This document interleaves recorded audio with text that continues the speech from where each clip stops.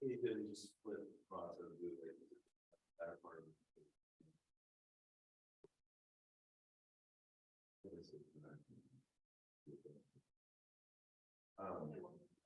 That's fine. I mean, you know, I know, I used to. doing it for my own.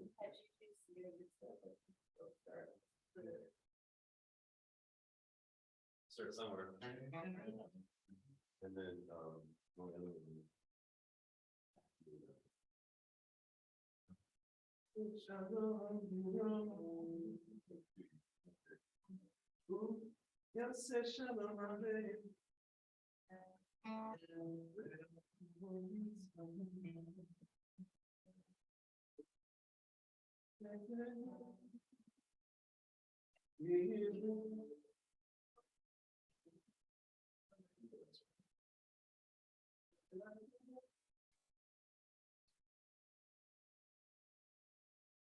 Okay, so then, whether it's by myself or maybe, maybe I'll do.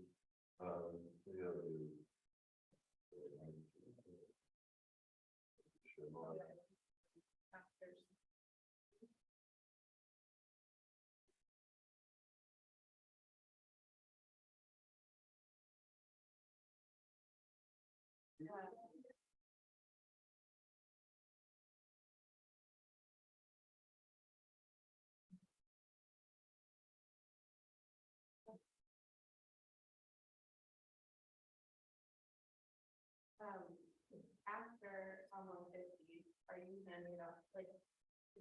I would actually like really go for something with you. Well, see, the thing is, what would be good with Shabbat voices is truncated. I was gonna arrest you. I know. I think if I said something, I don't even ever gotten it, but I haven't tried. I'm too proud. Like it's too hard for me to give stuff. It feels. I mean, I feel the same way, but, the only thing was.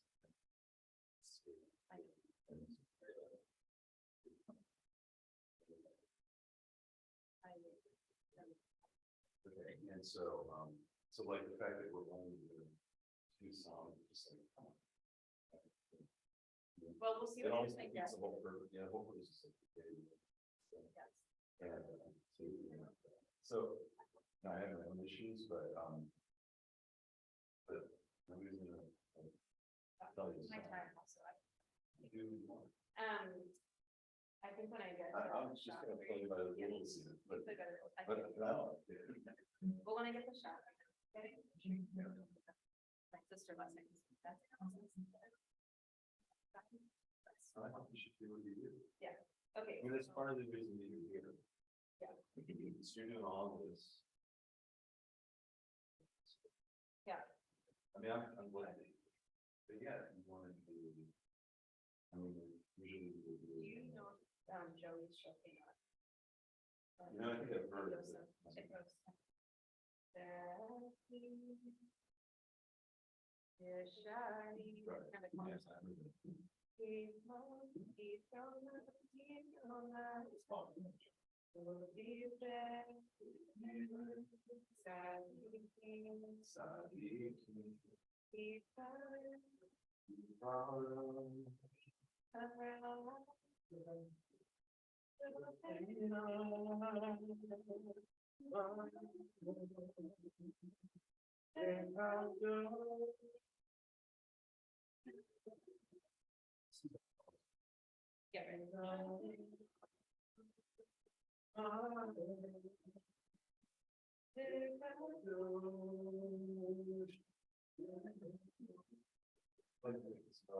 I do know it, You just know. except that like, I thought myself. Yeah, not doing it right. It's Joey with Joseph. Oh, And it's not a beauty call response, it's kind of like, it's like, It's like a faster response than if I were. Yeah. But, yeah, so I think Do you want me, wait, so you're, I'll be there. that's right after, It's before Barstow. right, before, so you're there. Yeah. I'll just step it. Okay. Okay, so we'll just skip right from someone that show, and then I'll. Okay, and then I guess this is. Yeah. Maybe if I do it, I guess, he doesn't do it. Okay.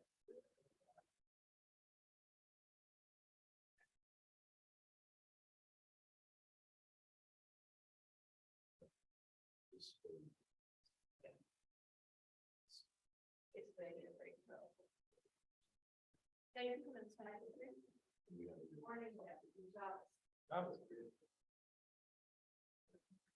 It's getting to do it. But I. It's a lot. It's hot. And I'm gonna see. That's- One. You need to make. Yeah, just, if you break it up, it's on. I started on some. Well, that's, the other part is. And then and then we're gonna do this. I think it's a smart way to do it. Yeah. I mean. It's not, yeah, no.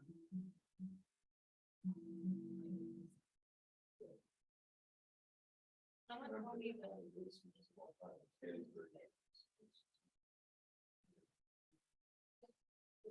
No, this is the funny thing is that we have these like elevated officer, but Yeah. we learned. Yeah. More than. I mean, but you got more time. Yeah. It's the. And I'm gonna sit up here, but Oh, and then- that's a subcommittee, that's us. I was like, I'm have a meeting started. I'm gonna give her hours to come up with. I was like, you can come up with me for that one. Would you like to? It doesn't matter. I'll roll a six. No one. That's fine. Part of this.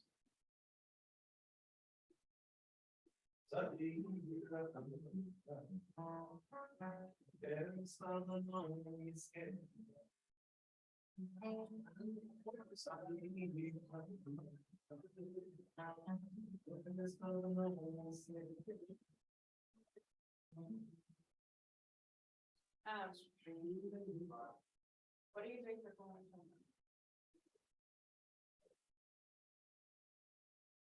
Oh.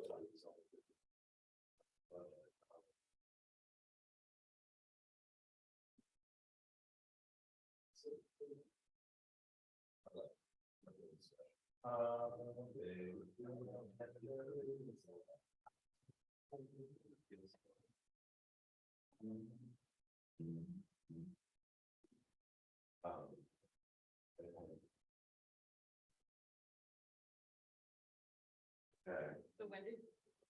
I don't know. Price in Chicago.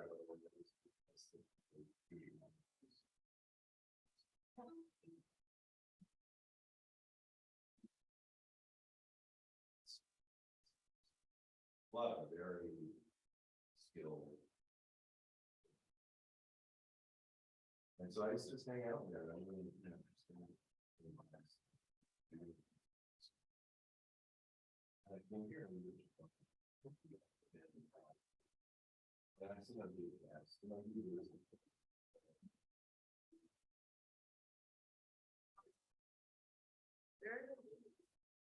How many have been those basic pieces of handwritten?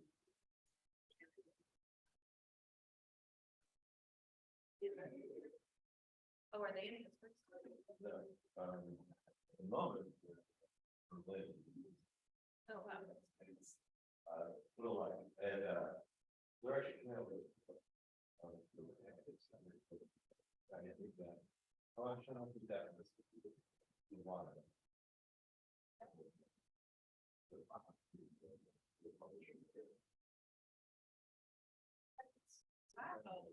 Yeah, I mean, it's, it was darker than last year, it was dark, it should have put like, it's new, gray, although, there was some, it's, there's so much opportunity. But probably learned time.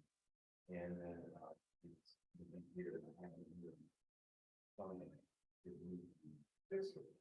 There's so many people on the list. Yes. Here is. And then.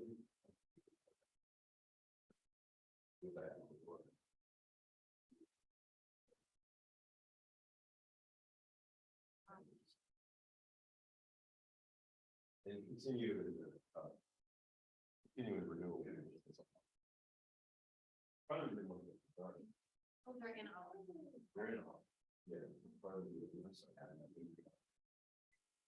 part of the daughters. Yeah. But also. And then my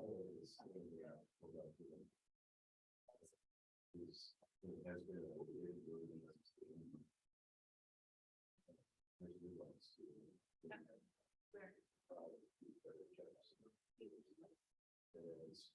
now they're going to and so we're Yes. I was friends with that.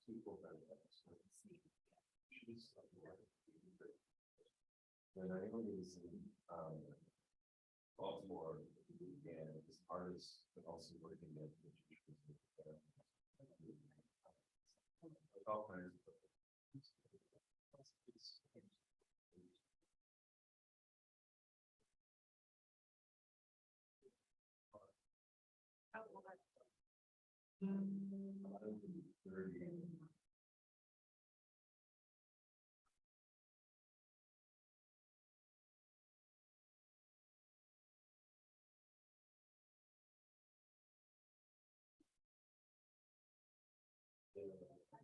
interesting stuff. And I was starting to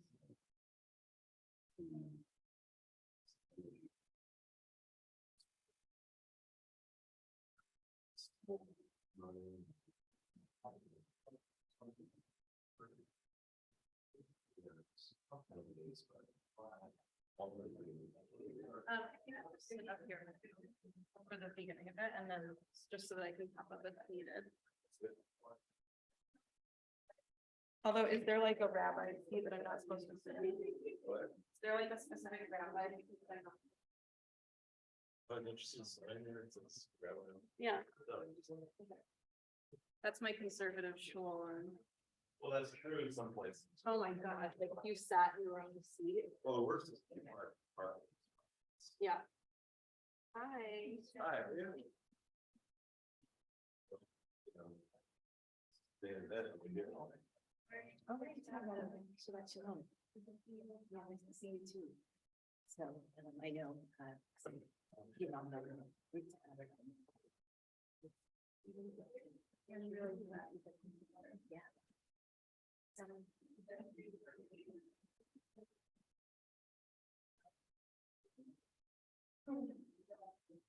Yeah. Ami got to know Deborah Section is pretty well too, and really enjoyed. She got to offer. Yeah, at the Deborah was like on the faculty of this thing, like the job. Yeah. Yeah. She's a pretty amazing person, I have to say. Yeah. Oh, is this your book? Or, okay.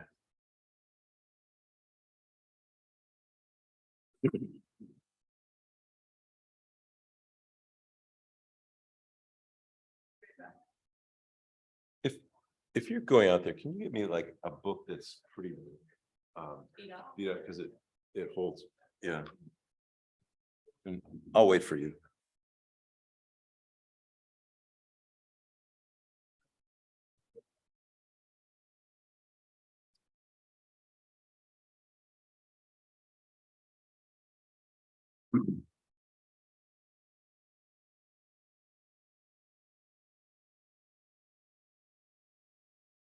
Hey,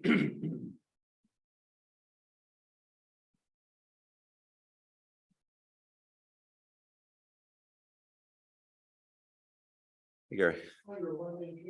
Oh, no, I'm not. You'll see. Oh, yeah. Well, I'm used to that, but especially at this time.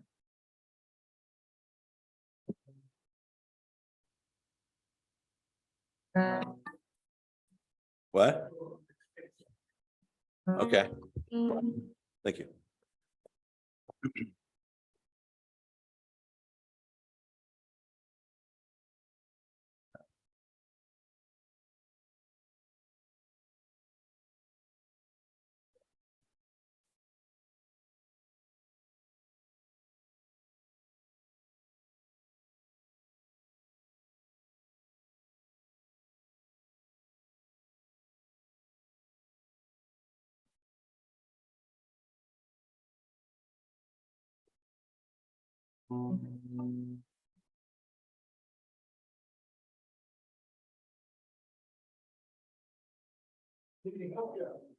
I'll let you know. There you go. That's in the second part.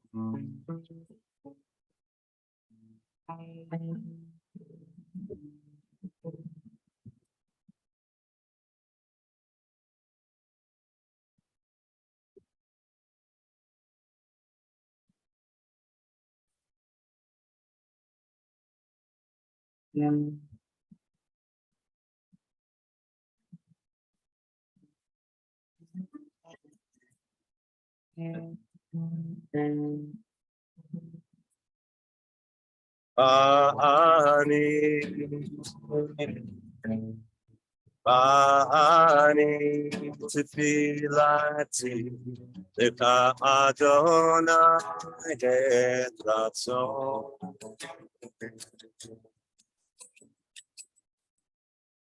Bani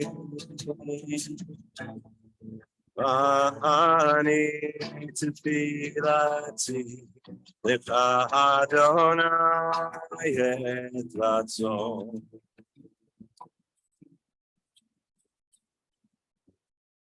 Elohim b'rochastecha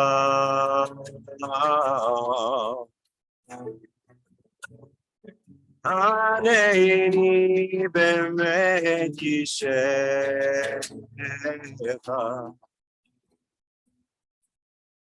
Elohim b'rochastecha Aneini b'met yishecha. That was just the practice part. Turn to page 141. What they've done with this particular setting is flip the Matovu prayer or expression. We're starting with kind of the ending part of it, and then we'll end with the beginning part of it. 141.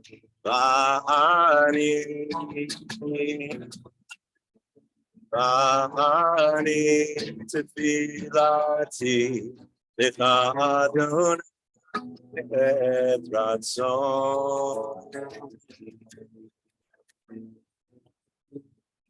Bani tefilati leka Adonai et ratzon.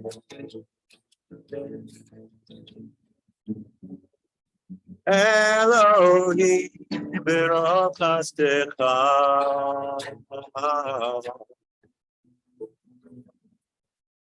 Aneini b'met yishecha Elohim b'rochastecha Aneini b'met yishecha. To the top. Matovu, Matovu, Atovu Ohalecha Yaakov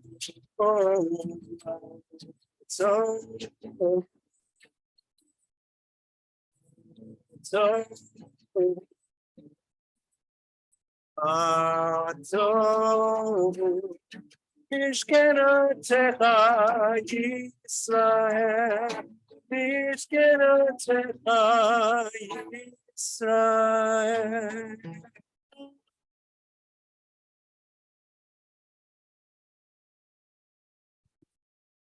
We'll now turn to the Birchot HaShachar, the morning blessings, and if you're comfortable, please rise on page 153. Baruch atah Adonai Eloheinu chei olamim u'ma'avir sheina me'einai u'tnuma me'afapai. Baruch atah Adonai Eloheinu chei olamim anoten l'sech bivina le'achbim ven yom uven laila. Baruch atah Adonai Eloheinu chei olamim rokah haaretz al hamayim. Baruch atah Adonai Eloheinu chei olamim pokeach ivrim. Baruch atah Adonai Eloheinu chei olamim malbish arumim. Baruch atah Adonai Eloheinu chei olamim matir asurim. Baruch atah Adonai Eloheinu chei olamim zokef kefufim. Baruch atah Adonai Eloheinu chei olamim hamechin mitzadei gaver. Baruch atah Adonai Eloheinu chei olamim she'asa li kol tzorki. Baruch atah Adonai Eloheinu chei olamim ozer Yisrael bigvura. Baruch atah Adonai Eloheinu chei olamim oter Yisrael betifara. Baruch atah Adonai Eloheinu chei olamim she'asani b'tzalmo. Baruch atah Adonai Eloheinu chei olamim she'asani ben chorim. Baruch atah Adonai Eloheinu chei olamim she'asani Yisrael. Baruch atah Adonai Eloheinu chei olamim hanoten le'yaev koach. Baruch atah, please be seated. Baruch atah Adonai rofei chol basar u'mafli la'asot. Page 165. Elohai nishama shenatata bi tehorahi. Elohai nishama shenatata bi tehorahi.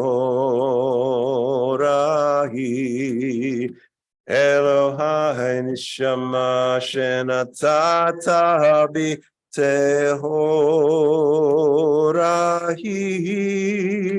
Elohai nishama shenatata bi tehorahi.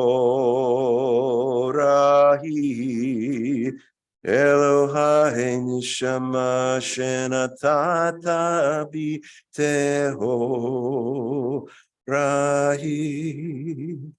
Elohai nishama shenatata bi tehorahi. Ata barata ita yitzartata nifachta bi.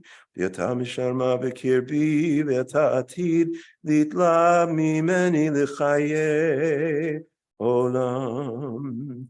Kol zman shan shema b'kirbi. Modani lipanecha Adonai Elohai Elohai Avotai v'imotai ve'uveruach kol basar. Page 177. Baruch Shema v'haya ha'olam, Baruch Hu, Baruch Hoseh Bereshit, Baruch Shemo, Baruch Omer v'yoseh, Baruch Hu, Baruch Gozer Mekayem, Baruch Shemo, Baruch Merachem al ha'aretz, Baruch Hu, Baruch Merachem al habriot, Baruch Shemo, Baruch Mishalem Sachar Tov L'Reyav, Baruch Hu, Baruch Mariv Afela Umevi Ora, Baruch Shemo, Baruch La'ad V'Kayam L'Netzach, Baruch Hu, Baruch Podeh U'Matzil, Baruch Hu, Baruch Shemo.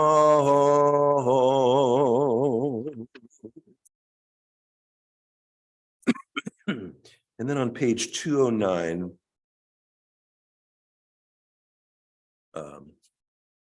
correct. Psalm 92. It is a good thing to give thanks to Adonai. Mizmor shir leyom HaShabbat, Tov lehodot l'Adonai, Uzamer l'shimcha elyon, להגיד בבוקר חסדך ואמונתך בלילות, עלי עשור ועלי נבל, עלי היגיון וכינור, עלי עשור ועלי נבל, עלי היגיון וכינור, מה גדלו מעשיך היה,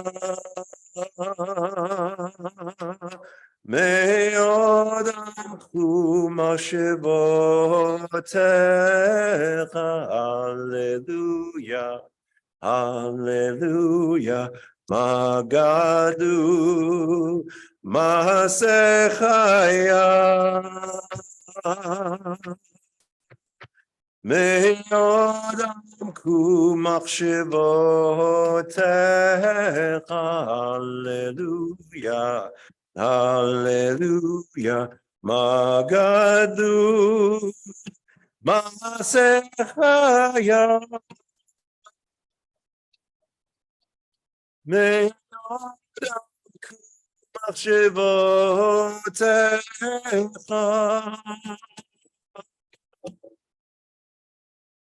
מה גדלו מעשיך היה, מאוד עמקו מחשבותיך.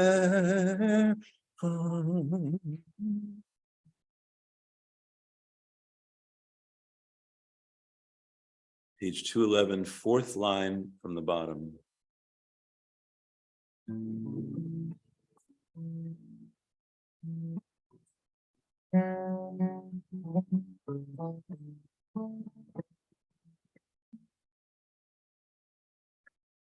Tzadik katamar yifrach,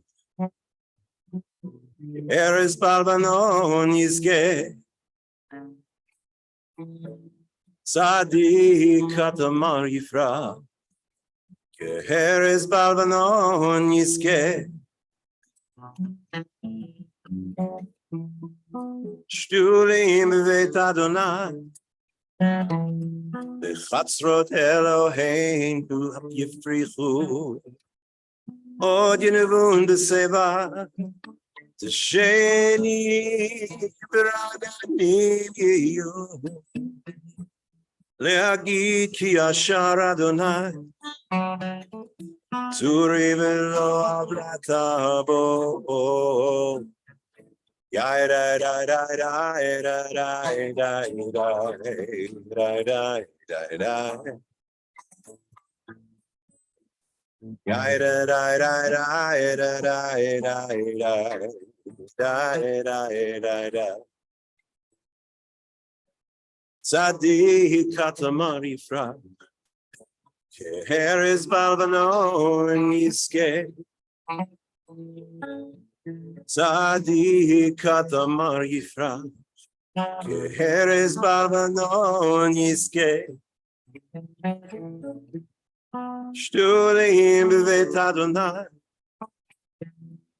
Chatzrot Eloheinu yafrichu, Od Yenuvun B'Seva Shenim Irananim Yiyu Leagid Ki Yashar Adonai Turi V'lo Ablata Bo Da da da da da da da da da Ya da da da da da da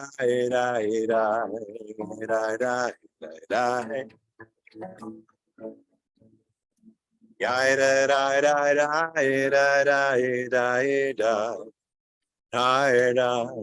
da da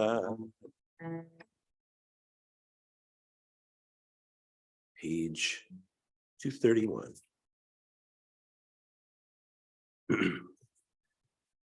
Ya da da da ya da da da da ya da da ya ya da da da da ya da da da ya da ya da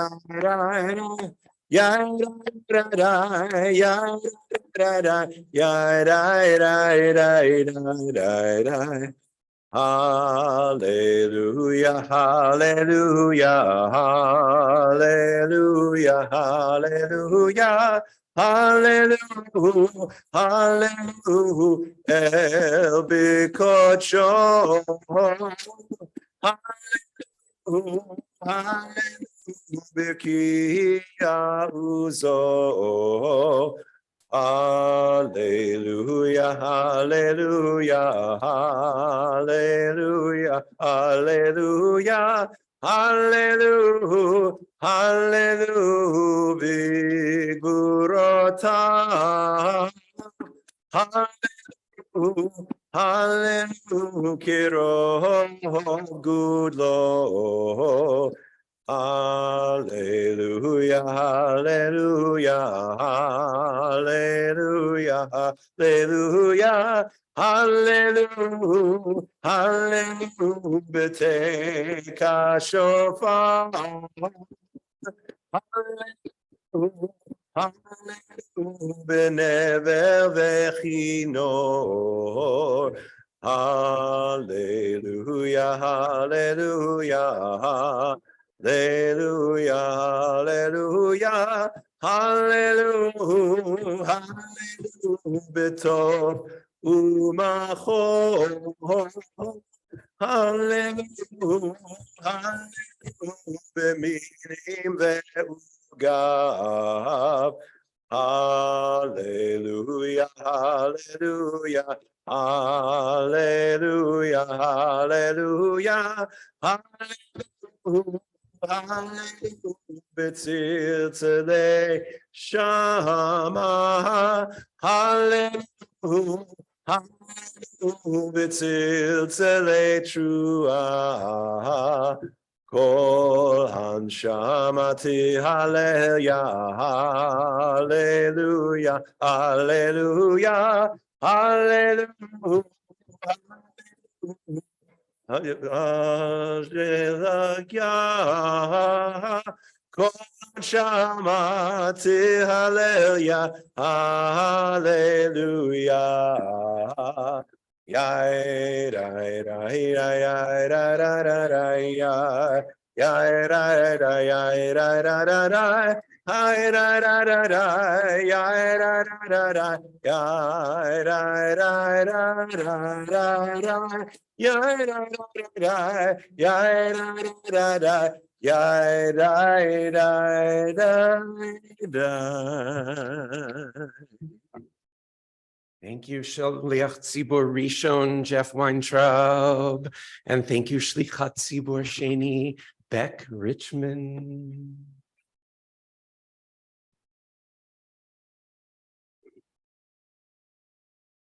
We'll turn to page 241.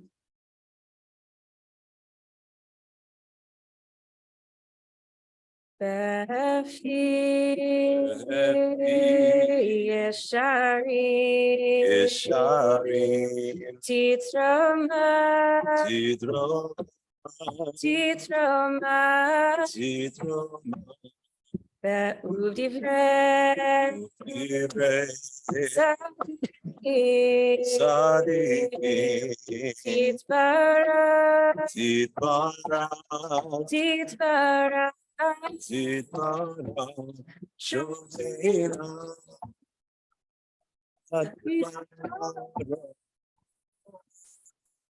וקדוש שמו שוכנה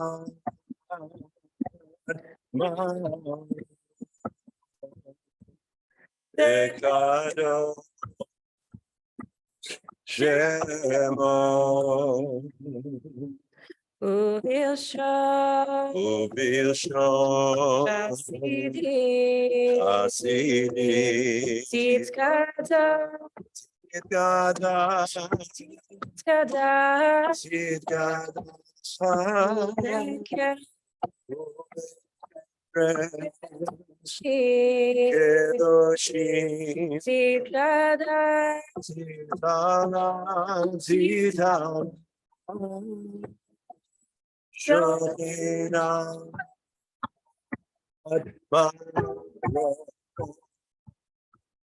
וקדוש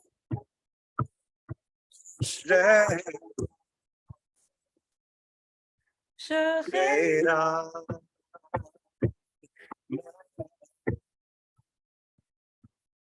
וקדוש שמו מקלו רבבו ובכל עמך בית ישראל ברינה יתפאר שמך יוכינו וקדוש שמו יוכינו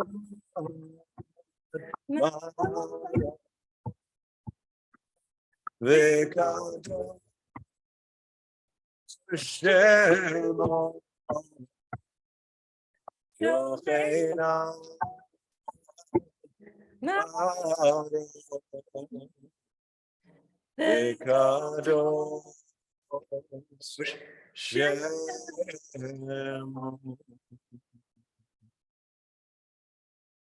In the middle of page 243. Yishtabach Shimcha Le'ad Malkeinu Al HaMelech HaKadosh.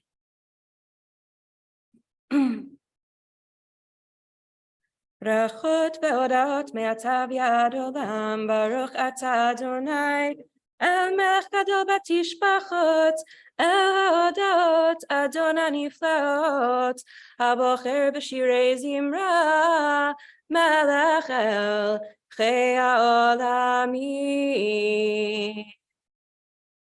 We rise as we're able for Baruch Hu, page 247. Baruch Hu et Adonai HaMevorach.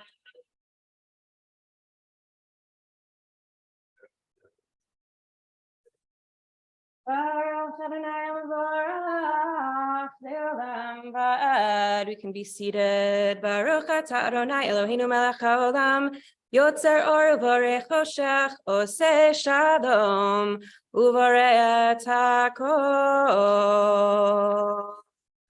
Page 253.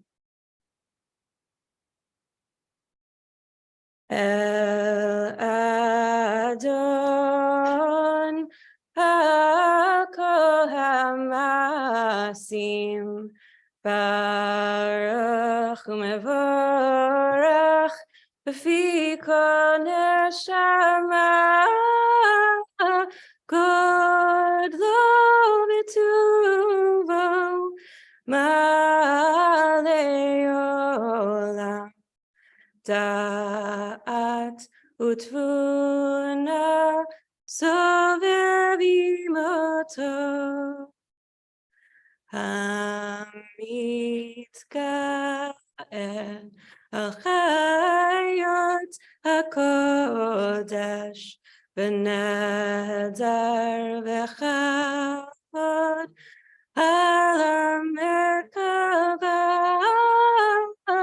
zechutu mishor lifnei chiso chesed v'rachamim lifnei chavodo tovim meorot shebara Eloheinu yitzaram v'dat b'vina u'paskal koach gvura natan bam liot moshlim bekerev teva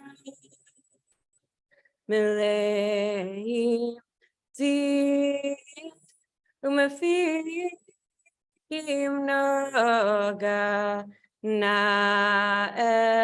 ezivam b'chol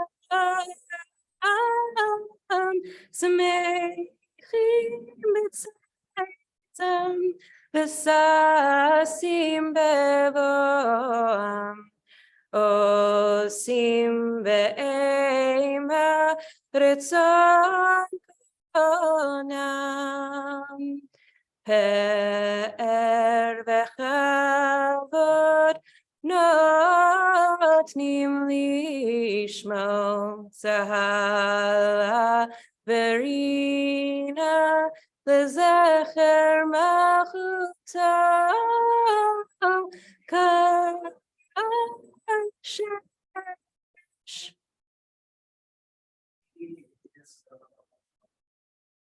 רב והתקין צורת הבנה שבח נותנים לו קוצבה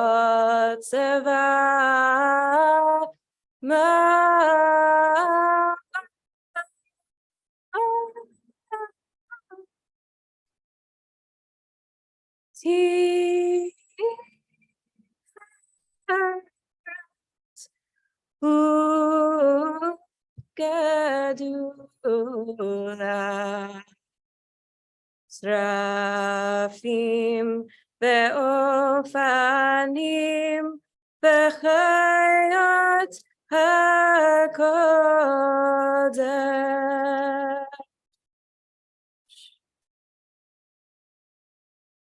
Take a moment as we skip ahead to Ahava Rabbah to hold in our hearts the love that enables us to raise our voices, maybe send some gratitude to whomever or wherever that comes from.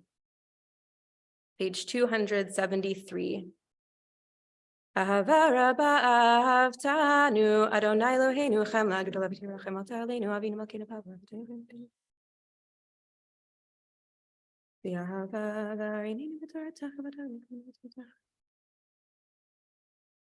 Page 275. We gather together the corners of our talit, our tzitzit, gathering together the disparate parts of ourself. V'avienu l'shalom me'arba kanfot ha'aretz, v'tolichenu komamiyot le'artzeinu, ki el po'el yeshut ata, v'kerevtanu l'shimcha kados ela v'emet, lehodot lecha li'achadcha b'yahava, baruch ata Adonai, ohev amo Yisrael. Shema Yisrael. Adonai Eloheinu, Adonai Echad.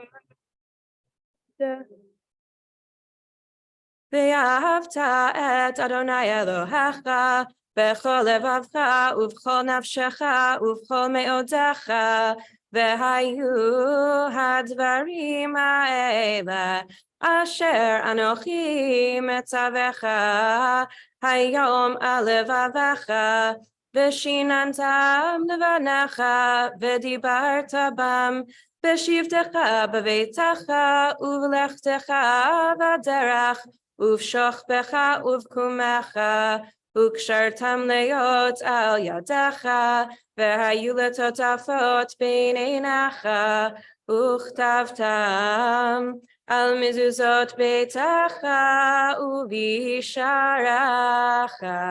Continue quietly by hand.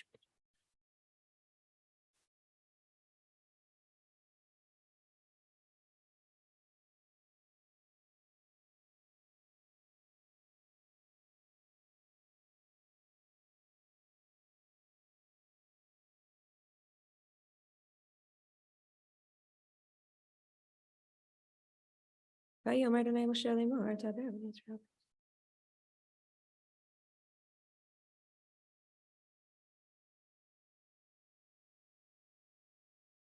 למען תזכרו ועשיתם את כל מצוותיי, והייתם קדושים לאלוהיכם, אני אדוני אלוהיכם, אשר הוצאתי אתכם מארץ מצרים, להיות לכם לאלוהים, אני אדוני אלוהיכם.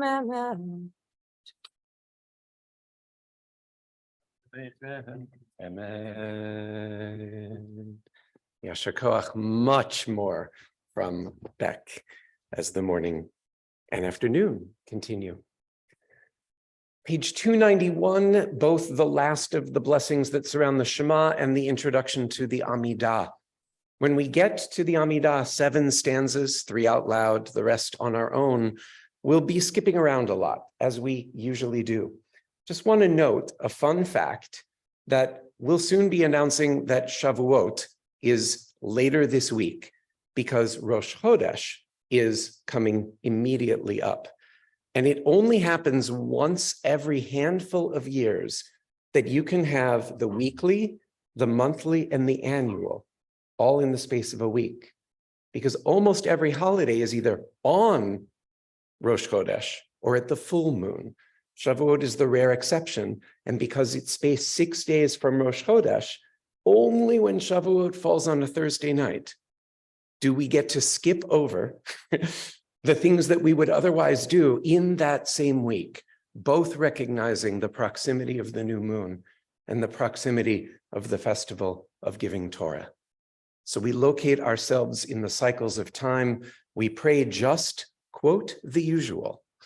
But we acknowledge that this week has cycles of moon and cycles of earth around sun, as well as the cycle of the week. We'll get there after page 291 in honor of environmental justice activist who is also on our bima this morning. We'll offer the Bob Marley introduction to Mi Chamocha and then switch into Nusach, because in fact, every life matters. O mi chamocha ba'elim Adonai, mi kamocha ne'edar ba'kodesh, nora tehilot Osef eleh, nora tehilot Osef eleh. Won't you help to sing these songs of freedom? 'Cause all I ever had, redemption song. Redemption song. Shira chadasha shibchu geulim l'shimcha al svatayam yachad kulam hoduvim lichu ve'amru Adonai yimloch leolam va'ed Zur Yisrael, Kuma Bezrat Yisrael, Uvtechinu Mecha, Yehuda veYisrael, Go Aleinu, Adonai Tzvaot Shemo, Kedosh Yisrael. Baruch atah Adonai Ga'al Yisrael. Page 295. Adonai Svatai Tiftach Ufi Yagid Tehilatecha.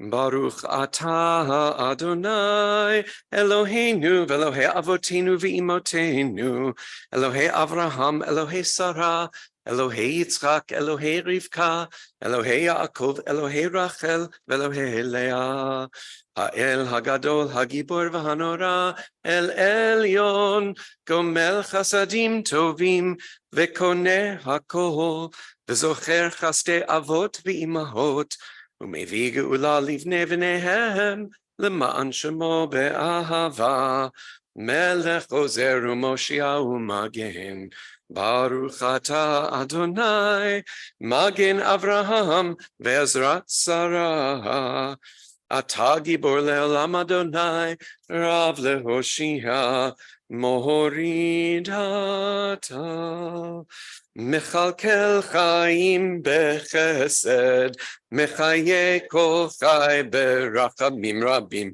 סומך נופלים ורופא חולים ומתיר אסורים ומקיים אמונתו לשני עפר מי כמוך בעל גבורות ומידו מלך מלך ממית ומחיה ומצמיח ישועה ונאמן אתה לחיות כל חי ברוך אתה אדוני מחיה כל חי 303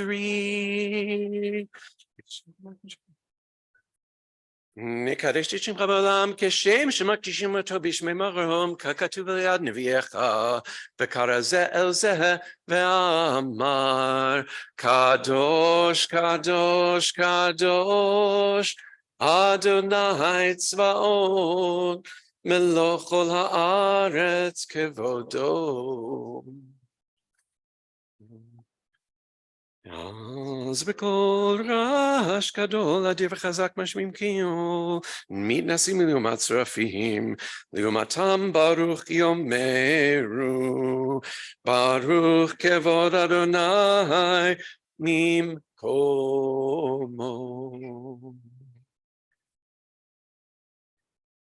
ממקומך מלכנו תופיע ותמלוך עלינו כי מחכים אנחנו לך מתי תמלוך בציון בקרוב בימינו לעולם ועד תשכון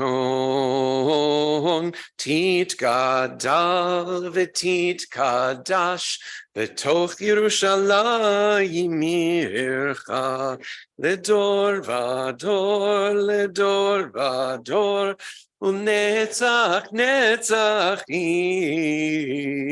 בעינינו תראנה תראנה מלכותך כדבר האמור בשירי עוזך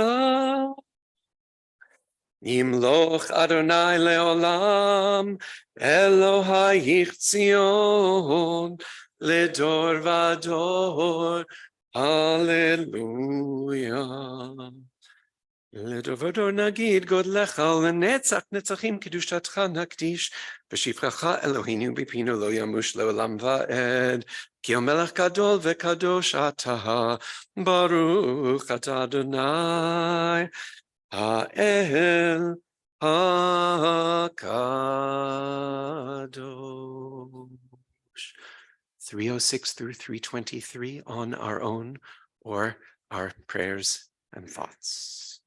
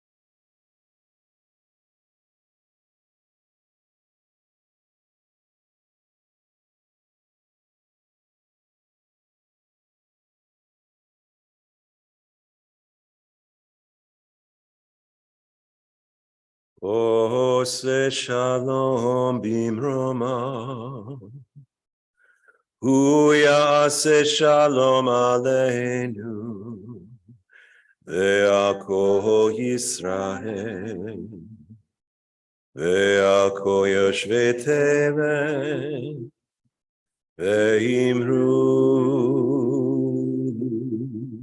Amen. Ose shalom bimroma, hu ya'aseh shalom aleinu, ve'al kol Yisrael, ve'al kol yoshvei tevel, ve'imru, Amen.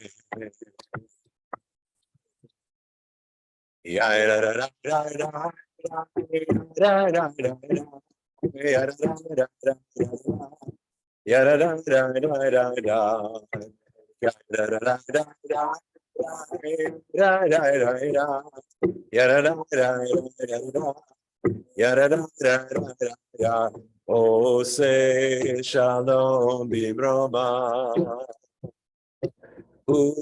Ya'aseh shalom aleinu, ve'al kol Yisrael, ve'al kol yoshvei tevel, ve'imru, Amen. Oh, say shalom bimroma, hu ya'aseh shalom aleinu, ve'al kol Yisrael,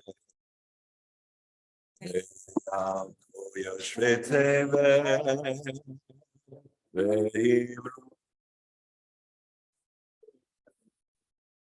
Amen.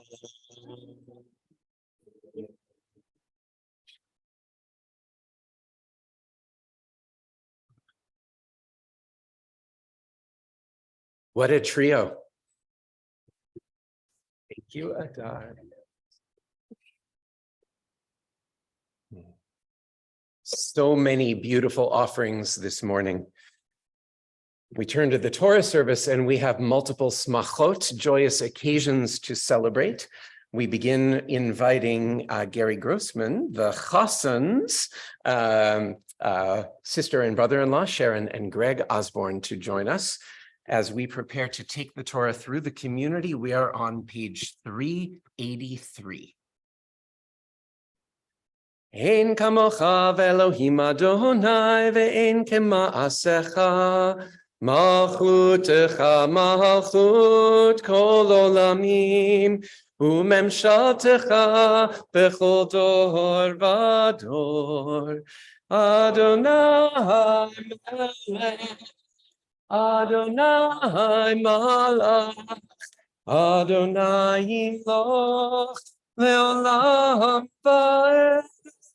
Adonai oz le'amo yitein, Adonai yivarech et amo v'shalom.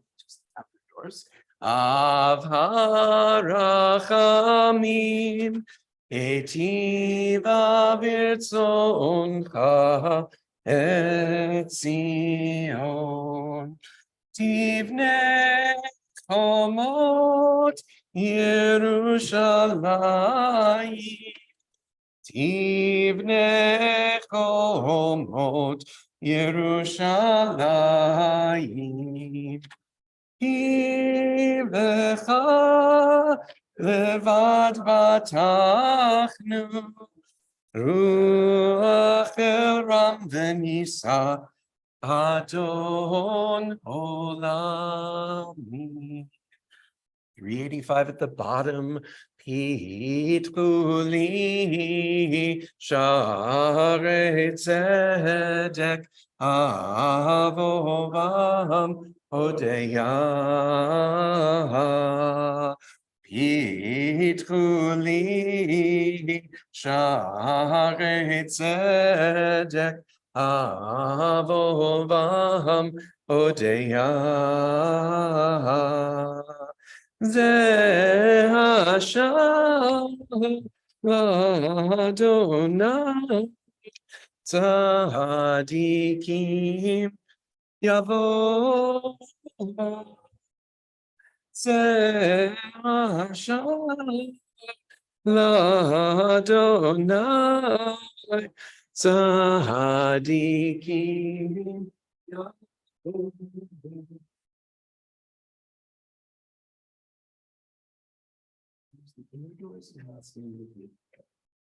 Page 393, please respond. Shema Yisrael, Adonai Eloheinu, Adonai Echad. Walk this around.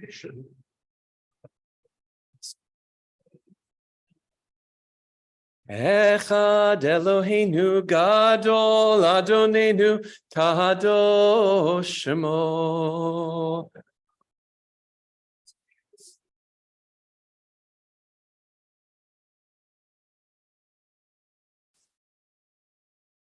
Gadlu Adonai iti uneromema shemo yada.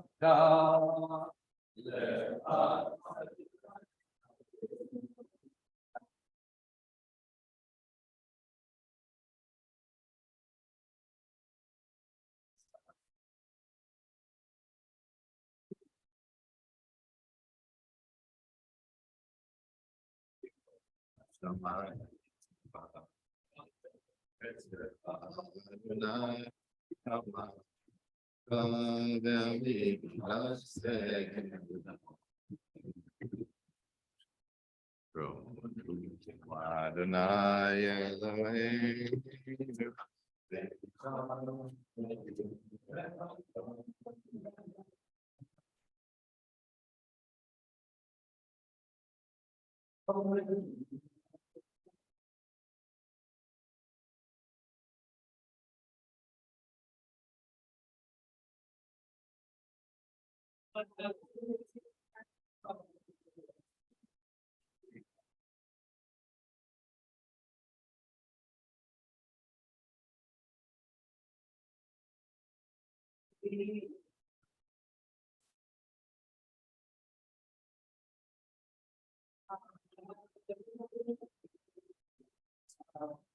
Ora,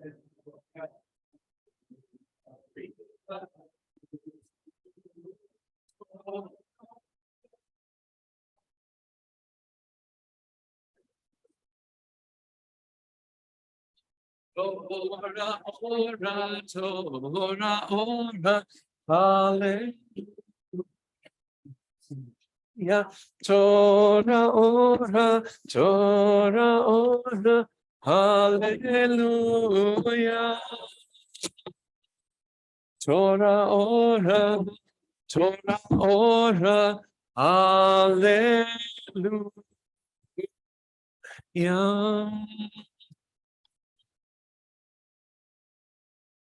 Good Shabbos. Today, a new book of the Torah.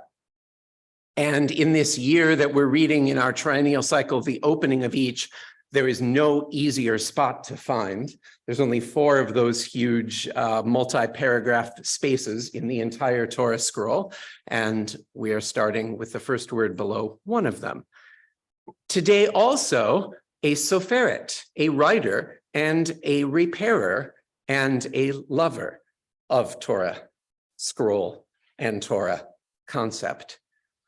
And on top of all that today, the blessing for the month that includes Shavuot and awareness that the festival of the giving of the Torah falls later this week. On Shavuot, Thursday night, Friday, and we'll also be including the sort of second day that we sort of don't believe in on Shabbat. So we're Thursday night for the Tikkun and then Shabbos morning for the 10 Commandments and our morning Shavuot. We're going to read about Sinai, the revelation, where we are told that the Har Sinai Kulo Ashan, the entire Mount Sinai was a smoke. But famously, tradition turns Ashan into an acronym for 3 dimensions: Olam, Shana, and Nefesh, space, time, and soul. And while each of these dimensions has an essence that transcends mathematics, that transcends quantification, nonetheless, they all count. And they can all be counted.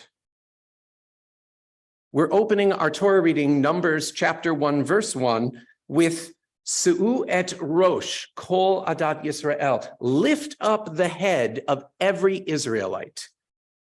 Count them. Take a census. At a deeper level, of course, that is to say, make sure that everyone counts.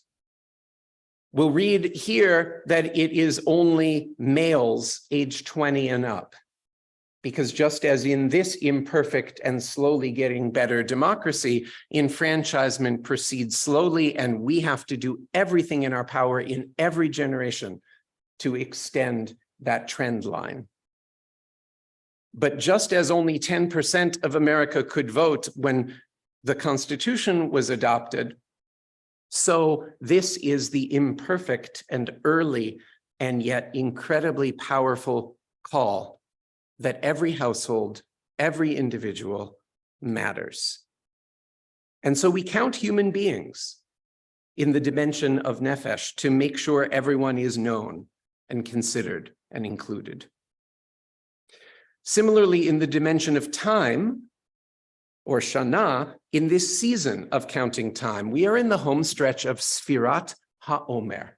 For those who are following the Kabbalistic 7x7 grid, today is Gevurah Shebemalchut, which is the boundaries or the judgment that inheres within power, within dominion. Incredible teaching. The need for power to be balanced and never too centralized, and the reminder to each one of us to check our own, often unintentional uses of economic, social, interpersonal, and yes, political power. Day 44 already. Truly the home stretch. I always have a certain sadness as Sfirat HaOmer wraps up each year, looking back wistfully on the many counts And like I'm sure some of you who even did try, you may have missed one or two. I did miss one altogether. I realized just after sunset. So technically I was out of the game. That's how it works. You only press reset next year. But only one. Had about 5 or 6 that were close calls, but I got it the next day before sunset. But most often, somewhere between sunset and bedtime, bringing intentionality, sometimes alone, often with beloveds. Think about your last 44 days. Since the second Seder. The power of intentionally counting, of building in ritual, of celebrating. Yeah, in the last 44 days, one night was with a rabbi from Vermont. One night was with a Christian environmental organizer from Georgia. 2 were with my aunt and uncle east of Cleveland. 1 was actually with an old friend and colleague in their new Cleveland Heights home. Think about where you have been. Think about the passage of 44 days that were. Think about the passage of 5 more that will be. Think about what you can fill this sacred time with. Making each day count in the dimension of time. We'll return to that theme later this morning in song. And at the same time, making each place count, that dimension of space, of olam. No 2 are the same, no 2 places. There's no just a swamp, just a forest, just a field, just a suburb.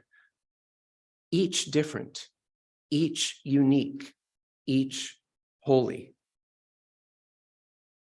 So at the intersection of an environmental educator, soferet, artist, bat bait rabbi today, the arrival of Shavuot, reading about the census in just 30 seconds in Parshat Bamidbar, and these final few days of the Omer, let's make each dimension count, each olam, space, each shana, unit of time, even each day, and perhaps above all, every single nefesh, every human soul, no exceptions, make sure we all count.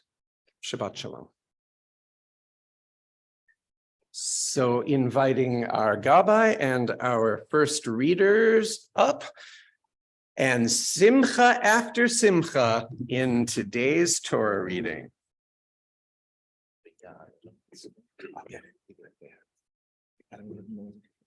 V'yazor v'yagin v'yashel kol hakasim bo v'noma. Amen. Kol avugad alelahenu tunu kavod laTorah. Ya'amdu Sharon and Greg.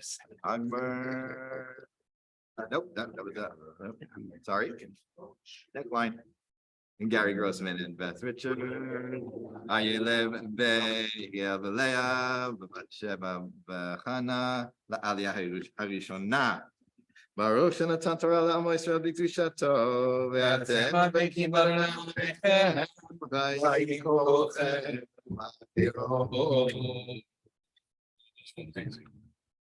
If you have a graphic on the cover of your large blue book, if you have the new edition, we are on 899.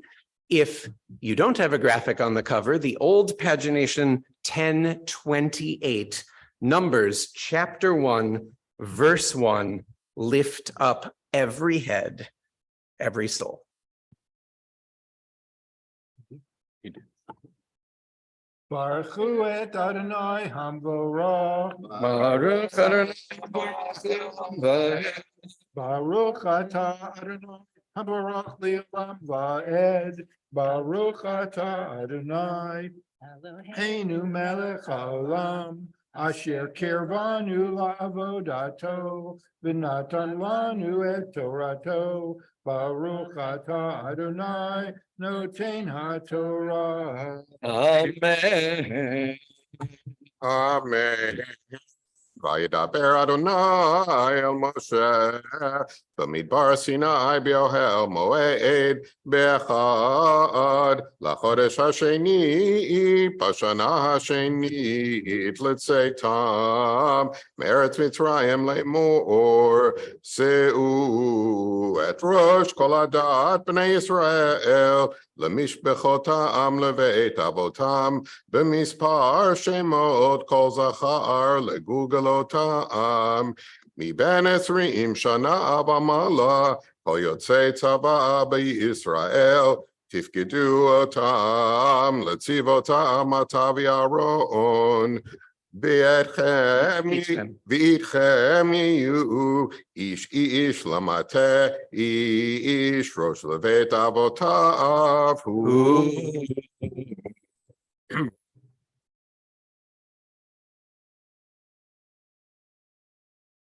Baruch atah Adonai Eloheinu melech haolam asher natan lanu Torah emet v'chayei olam nata b'tochenu Baruch atah Adonai noten haTorah. Amen. Yasher Koach, we have not one, but two ufrufs today at somewhat different ends of the generational spectrum.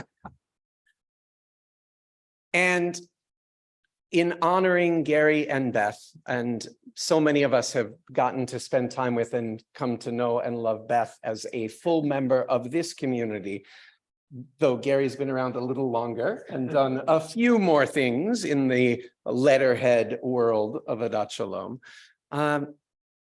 But what a gift for a sacred do-over. What a gift to find each other after loss, after dislocation. Apropos of Bamidbar, the wilderness, the name of this parsha, after wandering in the wilderness and then finding revelation, ding, ding, ding, here's the one. What a gift. What a gift to be celebrating your nuptials tomorrow at the foot of the mountain. How apt. And what a gift to have you here today with us. Aerodynamics of the candy are not assured, so if you don't have a good arm, be ready to come on up, but only after this.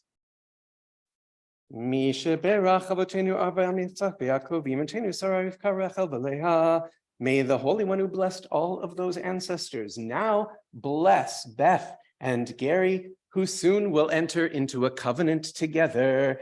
May their love be perpetuated, and may they be blessed and made fruitful, and may they find abundant satisfaction. May the household that they shall merge and the householders that shall be merged around them within the faith of Israel be a sanctuary of love and faithfulness, an abode of peace and holiness. And let us say, Amen. Simin Tobu, Mazel Tov, Mazel Tov, Simin Tov, Simin Tobu, Mazel Tov, Mazel Tov, Simin Tov, Simin Tobu, Mazel Tov, Mazel Tov, Simin Tov. Yehelanu, Yehelanu, Yehelanu, oh Israel, Yehelanu,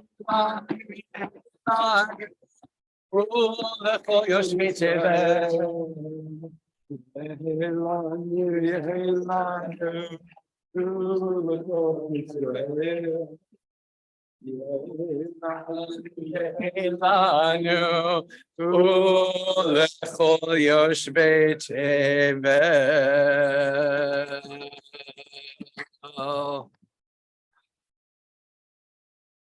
What a delight, Mazel Tov, and how apt to have Netta and Maggie helping clean up.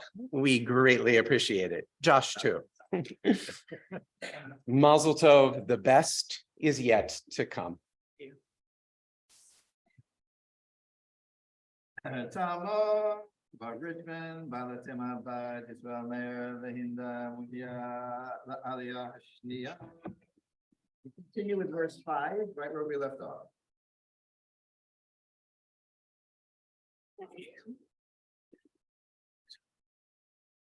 If the line last word. Vae.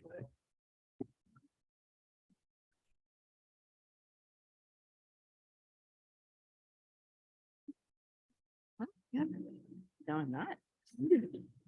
Baruch Hu et Adonai Hamvarach. Baruch Adonai Hamvarach Le'olam Va'ed. Baruch Adonai Hamvarach Le'olam Va'ed. Baruch Atah Adonai Eloheinu Melech Haolam. Asher kirvanu lavodato v'natan lanu et Torato. Baruch Atah Adonai noten haTorah. Amen. Verse 5. V'eleh shemot hanashim asher ya'amdu itchem. L'Reuven Elitzur ben Shdeur. L'Shimon Shlumiel ben Surishadai.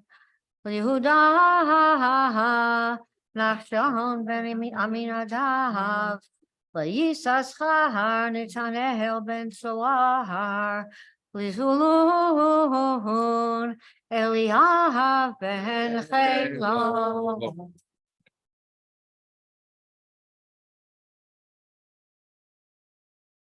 Baruch atah Adonai Eloheinu melech haolam asher natan lanu Torah emet v'chaye olam nata b'tochenu. Baruch atah Adonai noten haTorah. Amen. Ah, What a joy. so many wonderful folk up here together. Gewalt. So, in addition to being a doubly proud mom, and we're so happy to have Sarah with us today, as well as Rabbi Beck, actually, Barb is up here on her own. We are celebrating graduation. Many of us know the tear that Barb has been on in so-called retirement from career. And like mother, like daughters, focusing in the realms of art and meaning making, right? Often with a social, political, environmental bent as well. And through the most remarkable Jewish studio project, finishing the training, becoming A facilitator, an official facilitator. so having learned enough to teach, which needless to say, Barb's been teaching for a very long time. But what a delight. This was in California a week and a half ago, and she and Charlie got some well-deserved time out that way. And we are thrilled to have you back and thrilled to know that beautiful art and beautiful meaning will be flowing for years to come from one of our most beloved. Yasher Koach. Thank you. Just to clarify, the Jewish Studio Project puts together the wonderful thing of studying Jewish and secular texts and mixing that with creativity. And lest you say, I can't do art, B'Tselem Elohim, we are all created to create. We are all created in our own way. And for me, this was a legacy from my dad. There was always an art table in our house. In our house growing up, for both of our daughters, there was an art table, and both of them are great artists and great with words. And I am very thrilled that Netta put something down on the table and came back running and said, I just put that back on Booby and my art table. So done. I look forward to teaching some of this and bringing some of what I've learned to Adat Shalom. Amen. And you just did. Yasher Koach. Wonderful. Okay. Oh, a moment to pause for Misha Berach Lecholim as we direct our healing energies toward all those in need. in the larger world around us and in our own families and lives. We're going to sing just the refrain El Na Rafan Allah that's coming up in just a week or two in the Torah, the simplest and most plaintive prayer, wish for healing, physical, spiritual, or emotional. So invite us to rise if we would like to be part of the chorus, saying names all out loud at once and holding many more in our hearts. We pray for healing for Arthur Silverman and the Swire family and Robin Young and El Na Refana La, El Na Refana La, El Na Refana La, Refuah Shlema. El Na Refana Lo, El Na Refana Lo, El Na Refana Lo, Refuah Shlema.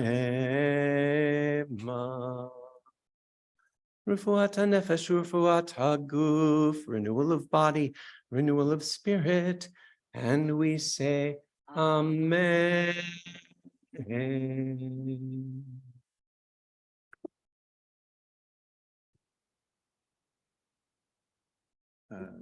We're skipping ahead a few pages to get to the Maftir reading.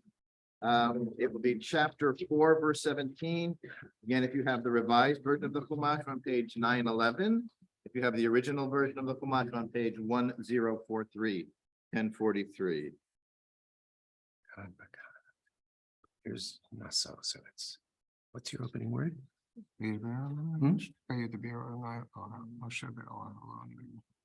Really? All the way up there? No. Tom, No. Cameron Jackson, Michael Scarantino, Chaya Vina So Batz. it's after Uvechi Anna love. Sarah. No wonder. Yep. Cheers. It's two Nasos in a row. Never noticed that. Right.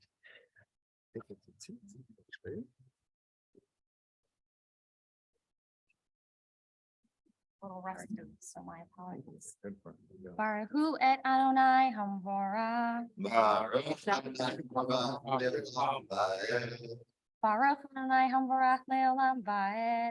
Baruch Ata Adonai Eloheinu Melech Haolam Asher Kirvanu Lavodato Benatan Lanu et Torato. Baruch Ata Adonai Dotein HaTorah. Amen. Amen. V'yidaber Naya Moshe Aaron Lemor Al Takritu Et Shevet Mishpachot Hakati Mitoch HaLevim V'zot Asu Lahem V'chayu Lo Yamutu Gishtam El Kodesh HaKodeshim Aaron V'anav Yavo V'samo Otam Ish El Avadato Ve'el Maso Lo Yavo Lirot Kavala Et HaKodesh V'ametu.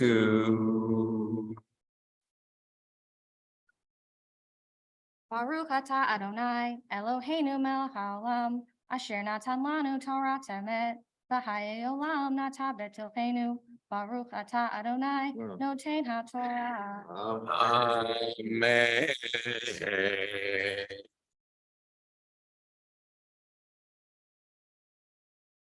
You're gonna throw things? Yeah, for sure. Be ready, right? We have more. How does it feel to be back?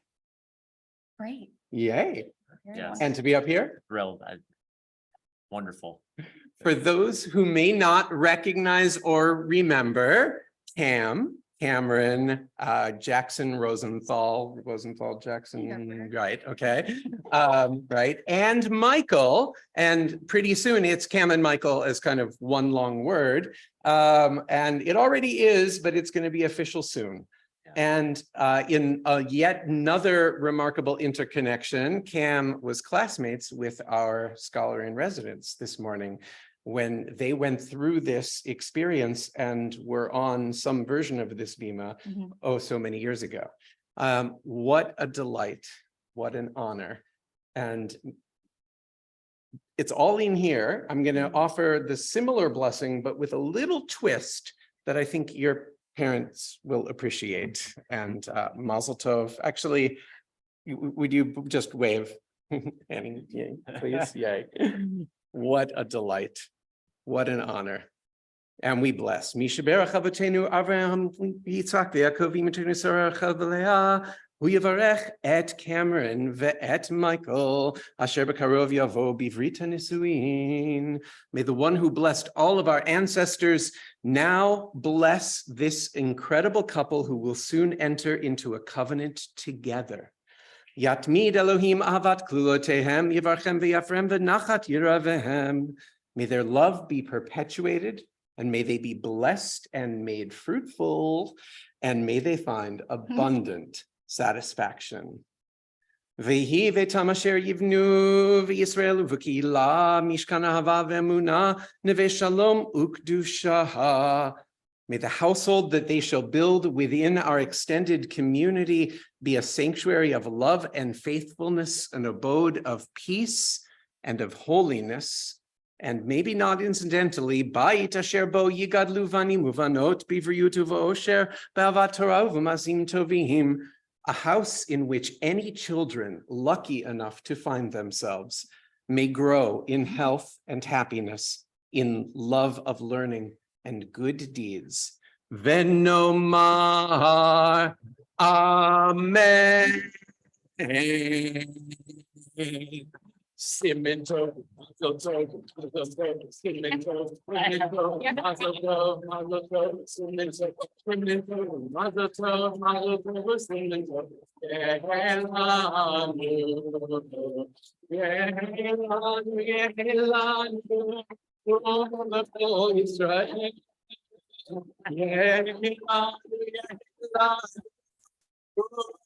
Oh Israel, Ulachol Yoshvei Tevel, Yelanu, Yelanu, Ulachol Yoshvei Tevel. Mazel, mazel, mazel. What a delight. Right. Hagba and Galila, come on up. Yeah, Amod, Jeff Tereski, Amagbia, Vitamod, Kate Whiting, Hagolele. As you are able, please rise as the Torah is lifted.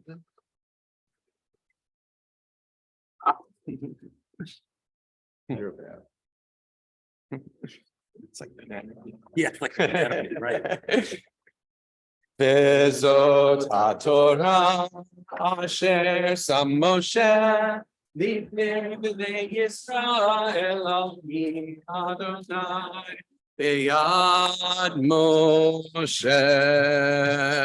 Torah, Torah, Torah, Torah, Torah, Torah, Torah, tziva lanu Moshe.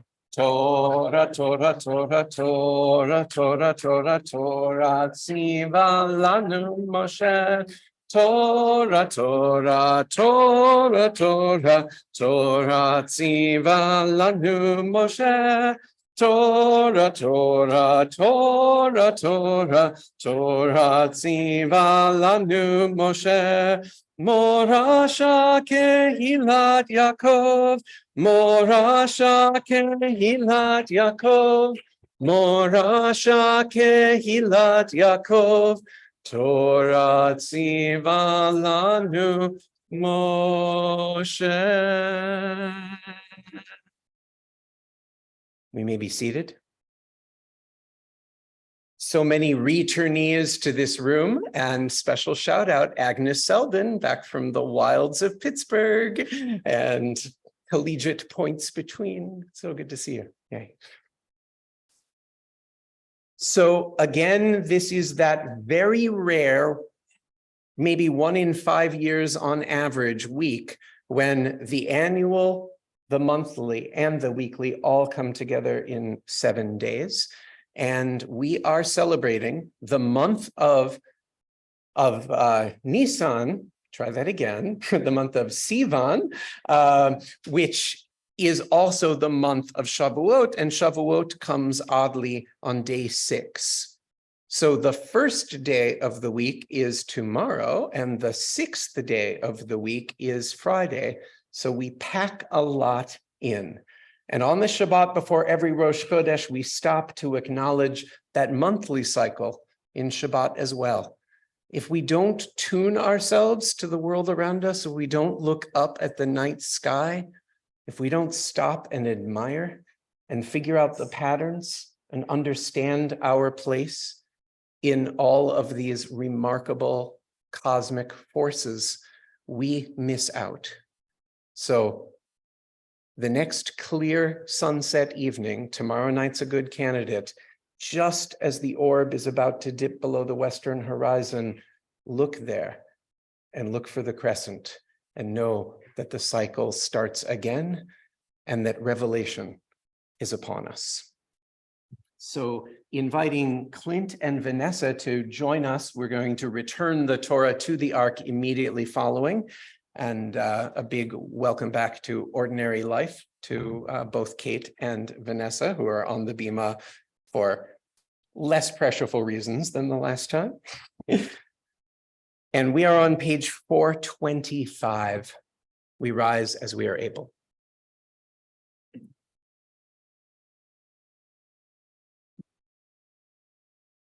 Yehi ratzon milfanecha Adonai Eloheinu v'Elokei avotenu v'imotenu shetechadesh aleinu et hachodesh hazeh letova v'livracha shetechadesh aleinu et hachodesh hazeh letova v'livracha.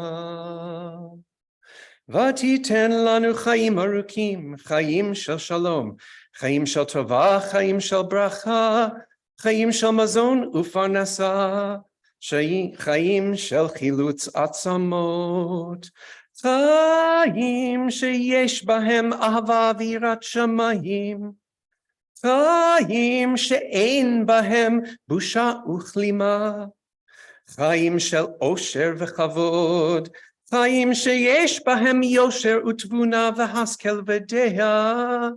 Chaim sheyimalu mishalot libenu letova. Amen. Selah. 427.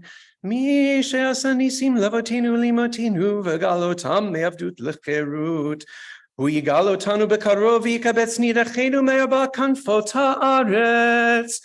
חברים כל ישראל ונאמר אמן.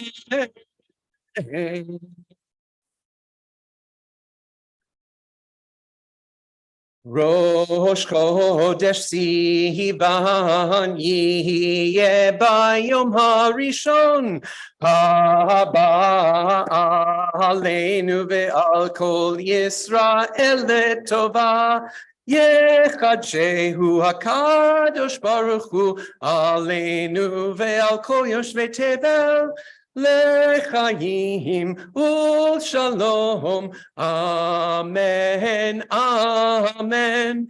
L'sason u'simcha, amen, amen. L'yeshua u'nechama ve'nomar, amen. Torah, Torah, Torah, Torah, Torah, tziva lanu Moshe.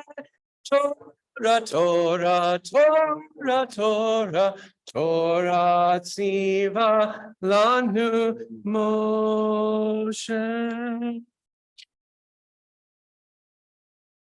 Chodesh Sivan Sameach, when the sun goes down 8.5 hours from now. Page 433 and then 441. Yehallelu et Shem Adonai, ki niskahav shemo levado. Hodo haaretz v'shamayim, vayarem ken le'amo. Tehillah lechol chasidav, livnei Yisrael, am kerovo. Hallelujah, hallelujah.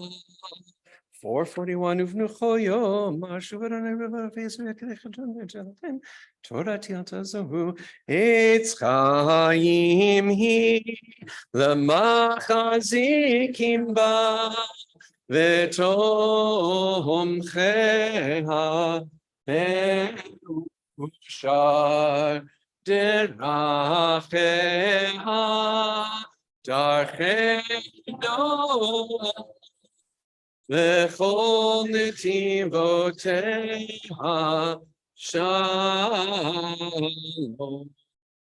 Hashivenu, Adon,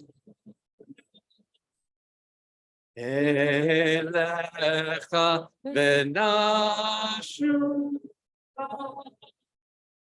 Kadesh, Kadesh, Kadesh, Yameinu,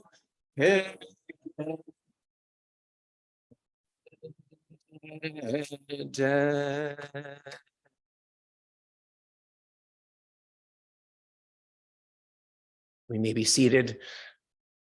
Mazel tov again, Beth and Gary and Cam and Michael and Barb. Thank you again, Jeff and Rabbi Beck. And now, Rabbi Sid.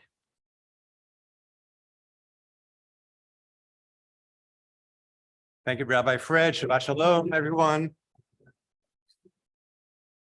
We're stuck here. I think I just broke it. Jam here? This happened before. Hold on. Technical difficulties. Please stand by. I think it's this. How many brownies does it take to fix a shulchan? Two. I think it's one of those candies that got stuck in there. Shabbat shalom. Just to put this morning into context, this is the sixth and final installment, so to speak, of a program we've called this year Shabbat Voices, where we've had an array of teachers, activists, and artists come to our bima to share their wisdom, their talents, their insights, and the way they're impacting on the world to enhance our experience of Shabbat and of life, essentially. Before I introduce our guest for the morning, which is very special to me and to all of us, I think, I'm pleased to announce that the board's just approved Shabbat Voices to be repeated next year. This was kind of an experimental year. So I'm excited about that. And if you know of people or well connected to people of prominence who are in those three categories, teachers of wisdom, activists, or artists, be in touch with me, let me know. There's already a very long list of people that I think the community will find enriching and enhancing, and we'll soon be starting to schedule that for next year. But if you have some ideas, I'm all ears, so to speak. So I'm excited to announce that Shabbat Voices will be back next year for 6 other guests. When I started thinking about Shabbat Voices for this year, I had a lot of ideas, but I thought it'd be really nice to have one person who was essentially a homegrown talent. And the first person I thought of was Rabbi Beck Richman. As Rabbi Fred already indicated, Beck is a bat bayit, Hebrew for the daughter of the house. She grew up in this house, even though this house has known several different locations and venues. But in fact, in this symbolic bima, Beck was named as an infant. She had her bat mitzvah, and then we saw her go off to be trained to become a rabbi at the Reconstructionist Rabbinical College and begin her own career. Of course, Beck and Charlie are very proud to have their daughter here as what did I say?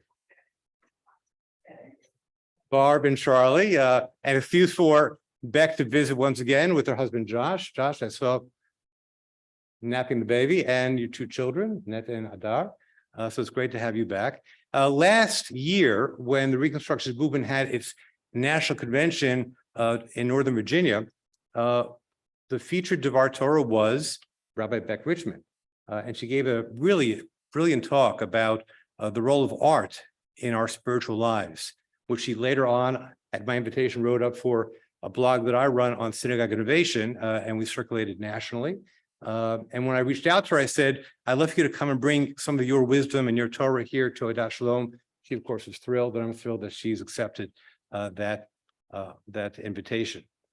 So Beck now makes her home in Cleveland Heights, where she is the founder of the Jewish Mamas Art Circle. She also has been trained with the Jewish Studio Project out on the West Coast and is now part of their faculty. And she has found a way in her own rabbinate to integrate art in a very serious way as a part of her own journey. And she'll be sharing that with us today. So Rabbi Beck Richman, please come back to this bima. It's a pleasure to have you here.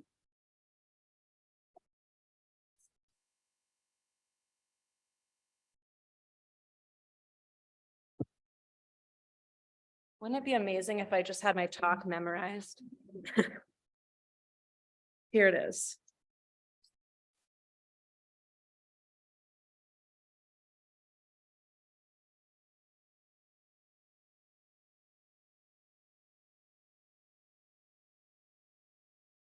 Rachel, something that I learned from you is to take my time in starting.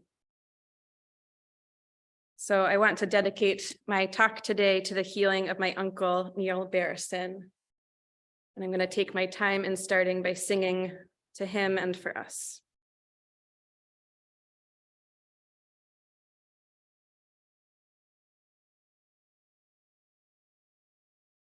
Salam lecha nafshi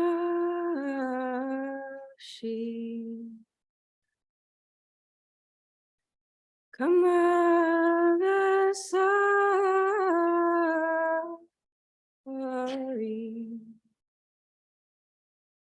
b'eretzi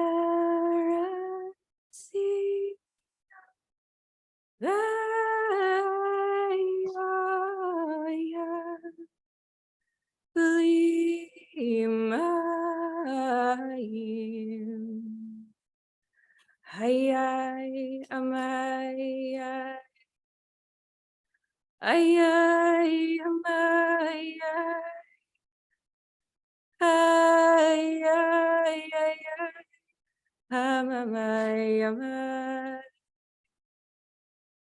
didi amay amay ayay ayay ayay ay ay ay ay idiramamay en bakaydash khazi sikha lira isuscha lichvaizcha en bakaydash Chazi sicha lirai suscha yichvadecha ayay amay ayay amay ayay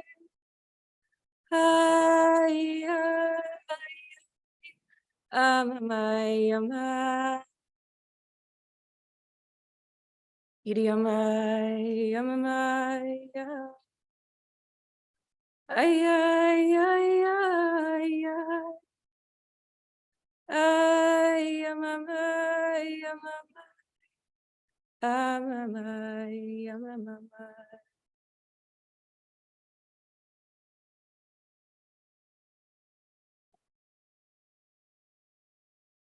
My soul thirsts for you, my flesh longs for you in a dry and weary land without water. Psalm 63.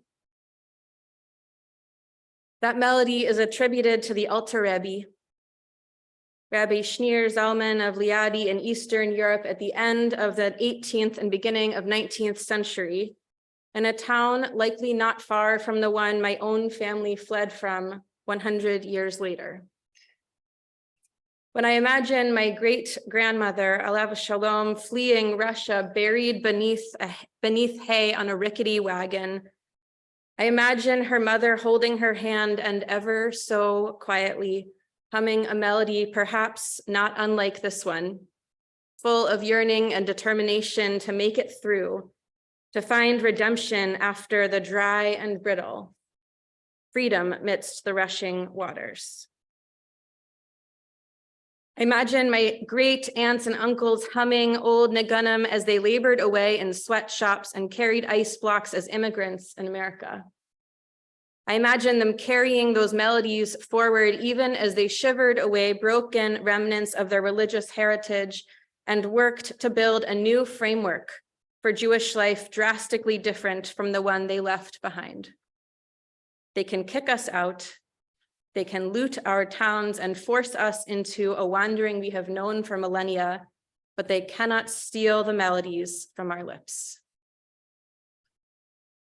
When the Israelites made it through the parted waters of the Red Sea to dry land, and when the waters swallowed up the last of their pursuers, Miriam and the women picked up timbrels and went out to dance. Where did the instruments come from? Surely, if the Israelites didn't have time to let their bread rise, they could not have space. They could not have had space to pack strategically. And would instruments really have made the cut? Muftachot hayu tzadit kaniyot shebador shehakadosh baruch hu oseh lahem nisim vehotziu tupim mimitzrayim. The righteous women in that generation were confident that God would perform miracles for them, and they accordingly had brought timbrels out of Egypt. So says Rashi, quoting a midrash.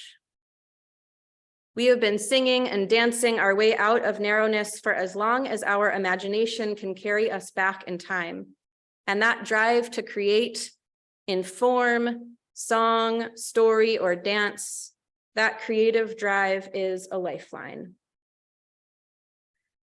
This morning, we began reading from the book of Bamidbar, the fourth in Torah.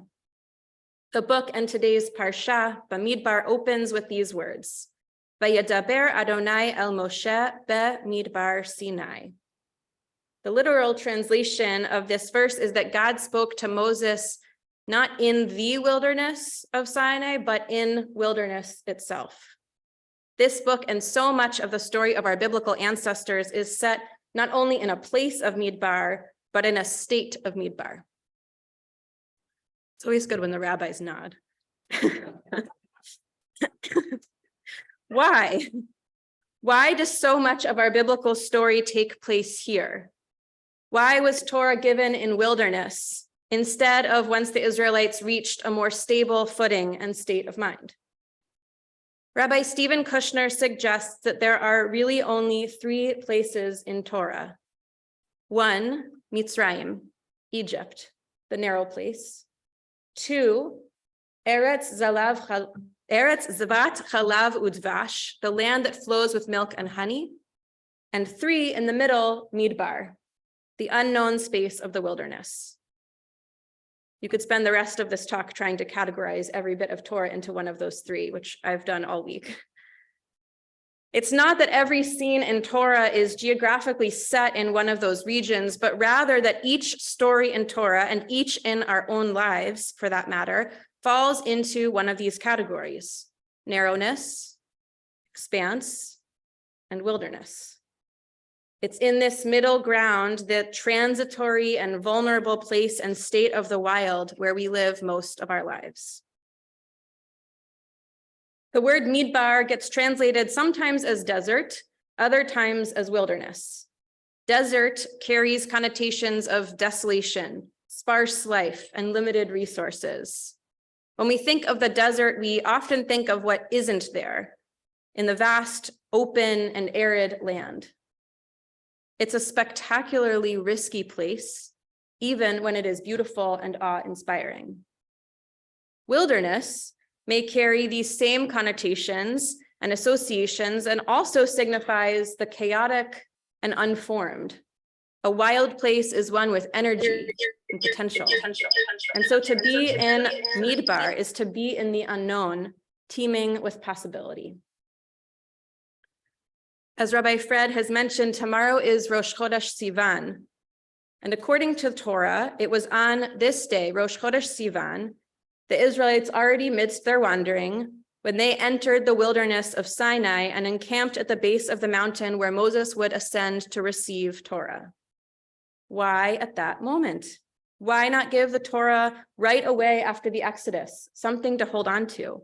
Or why not wait until redemption in the Holy Land? The ancient rabbis suggest that this landscape and state of mind was, of course, intentional and significant. Lama b'midbar Sinai, why in the wilderness of Sinai, they ask? Mikan shanu chachamim, from here the sages taught, bishlosha dvarim nitna haTorah. With the Torah was given through three things: ba'esh, fire, uvamayim, water, uvamidbar, wilderness. They go on. How do we know it was given through fire? They were very insecure. They felt like they had to back everything they set up. So often when they come up with these lists, they say their statement and then they say, okay, what's my proof? So here's their proof. How do we know it was given through fire? From Exodus, and Mount Sinai was all in smoke as God had come down upon it in fire. Okay. How do we know it was given through water? As it says in Judges, the heavens dripped and the clouds dripped water at Sinai. And how do we know it was given through wilderness? As it says in the beginning of the book of Bamidbar, which we read this morning, Vayadaber Adonai el Moshe b'midbar Sinai. God spoke to Moses in wilderness, Sinai. What was so powerful about giving Torah in wilderness? So say the rabbis, just as the wilderness is free and open to all, so too with Torah. If Torah had been given in the land of Israel, perhaps those living in that place would have laid claim to Torah. But Torah should be open and free for all. Like the wilderness, Torah is ownerless. The Israelites were transformed by their experience of being in wilderness, the physical place and the state. Humbled by their experience of wandering, vulnerable in a place of scant provisions, sharing equally in the uneven footing and vast openness of the Midbar, the Israelites were primed to receive Torah. It had to emerge in that middle space, not in Mitzrayim or in Eretz, because it is that middle space that is, even though dry, the most fertile ground. None of us is spared the Midbar. Each of our deserts and wildernesses will be textured and lined differently. Some of us take treacherous routes through. For others, we will wander through and come out with our sandals relatively intact, our spirits mostly unscathed. But no one of us has ever not wandered through a Midbar, a place or state of unknown and vulnerability. For me, art is not only my way through, but also the way I have come to face, settle into, and harness the power of this wild place. I began training to become a soferet, a scribe of sacred texts, during rabbinical school. Mesmerized by Hebrew letters and captivated by the subversive act of scribing as a woman, I toggled back and forth between cutting quills and learning the laws of writing. After long days at school and work, after pulling my head out of books and articles and conversations heavy with ideas and thoughts, the feather and black ink were a welcome refuge. These days, my work as a scribe mostly constitutes repairing Torah scrolls, restoring them for ritual use. I scrape away flaking ink, cut quills to match the size of the letters in a given scroll, fill in and rewrite broken or missing letters and words, patch tears and re-sew loose seams. And just so that no one asks me this at the oneg, no, I do not have a congregation. I have exited the pulpit with much gratitude, and I work in my studio where it is much quieter. As my elbows tire from rubbing erasers and sandpaper over grime that needs to be removed, as my wrist cramps from hours of writing, and as I thread needles and holes another scribe made in the parchment long ago to bring one column into alignment with the next one, it's easy for me to appreciate that we are not only a people of the book, we are a people of the hand, writing and rewriting, preserving and carrying forward the physicality of Jewish tradition just as deliberately as we do with the stories inked within the scroll. Earlier this week, I came to Adat Shalom to take a closer look at the Holocaust Memorial Scroll, which my mom reminded me, I actually read from on this bima 19 years ago when I became a bat mitzvah. Later this afternoon, we're going to open that scroll together alongside another scroll that we have to explore the incredible world of Sefrut, of sacred arts, sacred scribal arts. When I came by on Thursday, I read through the book about this scroll and some of the remarkable history of the scrolls that made it through the Holocaust, some more intact than others. Of course, as a scribe, I was drawn to the process of restoration and the delicate balance between preservation and letting a scroll find its resting place. But what really got me, what really moved me were the photographs from the 1940s of stacks and stacks of scrolls. They look the same, white parchment wound around wooden rollers. Just as with our naganim, our songs, so too with our scrolls. Our pull to sing is as strong as the words that cling to the melodies. Our commitment to writing is as strong as the words that emerge letter by letter. As an artist, I make Hebrew calligraphy pieces. I scribe ancient texts, I write poetry, and carve Hebrew lettering into the pottery I throw and build by hand. The quill and the paintbrush, the stylus and the sponge, the potter's wheel and my carving tools, they are my chevrutzot, my partners in a colorful, multi-dimensional, tactile relationship with Torah. In the midbar of parenting, of motherhood, of body changes, of feeding and caretaking, of postpartum life, and all its blossoms and thorns, the creative process has been my walking stick and my playground. Each blank canvas begs for a story, no matter how hard to tell. The images and shapes that emerge give voice to what narrative alone cannot speak. The pieces express what is beyond conscious thought. The canvas is unconcerned with what makes sense.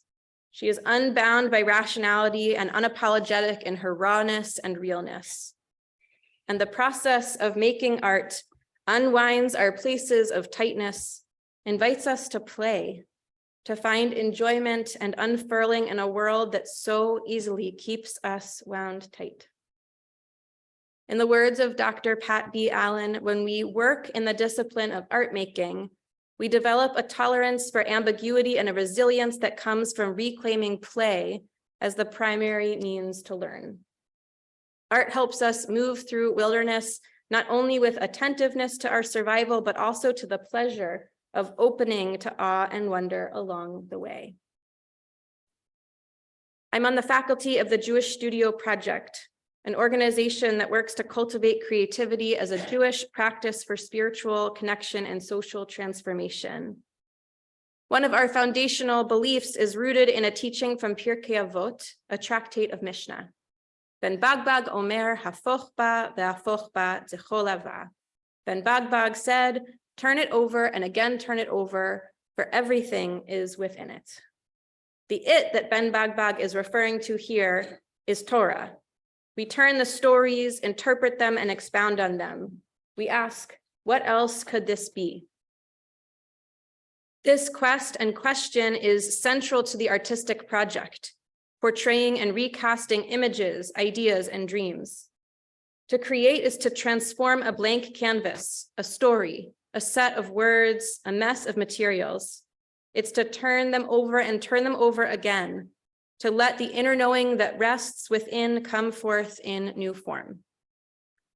And it is to continually ask what else is possible. In the Midbar that can so easily seem desolate and empty, void and chaotic, the creative process empowers our hands to make and fill the gallery of this world. Torah was given in the wilderness so that the Israelites might know the openness of their own hearts and the openness of Torah as one in the same. Like Torah and like wilderness, art is hefker, it's ownerless. B'Tselem Elohim bara oto, in the image of the creative source, human beings are made inherently creative. Like wilderness and like Torah, art is wild and chaotic, unordered and unclear, barren and simple, textured and smooth, full of potential and definitively open. As you know, we are amidst the final week of the Omer, carrying us from liberation to revelation. The Kabbalists associate this final week with the divine attribute of Malchut, or Shechina, presence, right here-ness. In the Kabbalistic system, Malchut is the closest attribute of us to the closest attribute of the divine to us in this earthly realm. This week we ask, where and how do I experience the divine in my life? What are the forces that can help bring the mysteries of the heavens and the lofty realms of high intellect into the ground on which we live? To what am I present in my day-to-day living? What insights, truths, and dreams might emerge if I were to grow ever more present with the here and now? In the grand midbarim, the grand wildernesses our ancestors traversed, and in the spiritual midbarim of our own lives, art is our guide, lifeline, and well of possibility. Not long after the Israelites leave Egypt, they begin the process of building a mishkan, a tabernacle, a portable dwelling place for God as they wander through the wilderness. The asuli mikdash v'shachanti betocham, let them make me a sanctuary that I might dwell among them. Although there were very specific instructions for furnishing and adorning that biblical mishkan, our sanctuaries today are far less bound by aesthetic direction. And yet, when we can, we make them beautiful. Art is sometimes the pieces we create, the songs we sing, the stories we tell, the way we move our bodies, but it is also the attention we pour into the spaces that we call home and sacred, the way that we shape a room, that it might open us to a transformative spiritual experience. So I want to invite you to take a look around this room.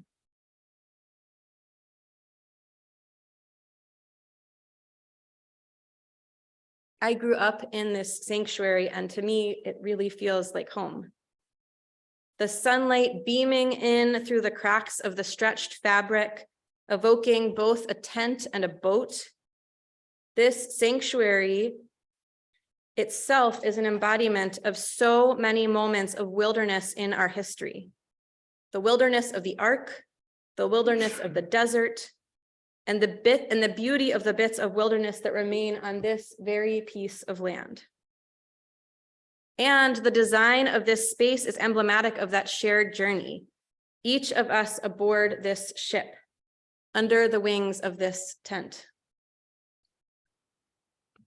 In my talk in the program after the Oneg today, I'm going to open up an opportunity for teaching and exploration of two of our scrolls so that we can compare them, look at the different ways that the letters look in different scrolls, namely between the scroll that was salvaged after the Holocaust, and a different scroll, which I don't know the history of, but certainly is much more recent. And we'll talk about the laws of Torah repair and what goes into writing a Torah, and what you do if you make a mistake, and all of that good stuff, which is, to me, the most exciting. But I want to also open up here for some communal discussion. However, I want to invite us I want to make this ship, this ark, this tent into a Beit Midrash before we open up space, and invite us into charuta, into partnered study. I don't know where's Rena? Is Rena in here? Oh, okay, amazing. So you're gonna receive a yellow piece of paper. Thank you, Rena. we're going to receive a yellow piece of paper, which has some questions on it that I want to invite us to discuss together with each other. This is normally the part of the Zoom call where people like turn their screens off or go out, like leave, close their computer or walk away, but you can't do that when you're in a physical Beit Midrash. So I want to invite you to turn to someone who's next to you. Maybe it's someone you know, maybe it's someone you don't. And we'll take a few minutes to go through the questions that are on this sheet. And as they're making their way around, I will read them out loud as well. What associations do you have with Midbar, with desert or wilderness? What role might art play in our or your Judaism? What pulls you to creativity and what feels like it's pushing you away? Maybe you're someone who identifies as an artist, or maybe you feel like that is totally not my realm. So why? What's there? What do you make of the idea that we spend most of our lives in the midbar, in the middle space? Does that resonate? Do you disagree? And what role might the midbar or wilderness play in Revelation? So we have until 1:15, right? Okay, we're gonna take 6 minutes in Chavruta. Turn to your study buddy and take 6 minutes. Well,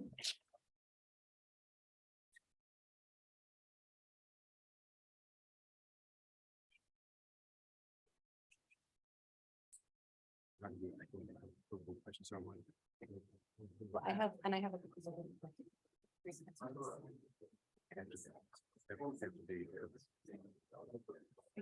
if we do 5 minutes of Chavruta, I'm gonna have people say, hi Netta. I'm still giving my talk, but you can stay up here in the meeting. You need to go potty. Amazing. Can you have Bobby come with you? Okay. So next, I have to be up for 15 minutes. And then I think that you need to go home. These are great. And if you want to go, you can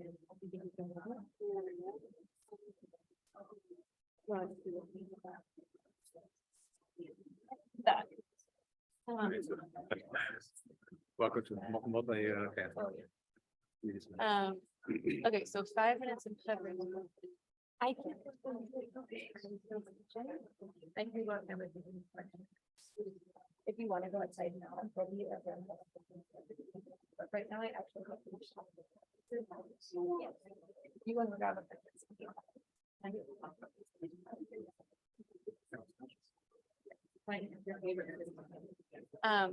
You want your clothes after you're gonna take.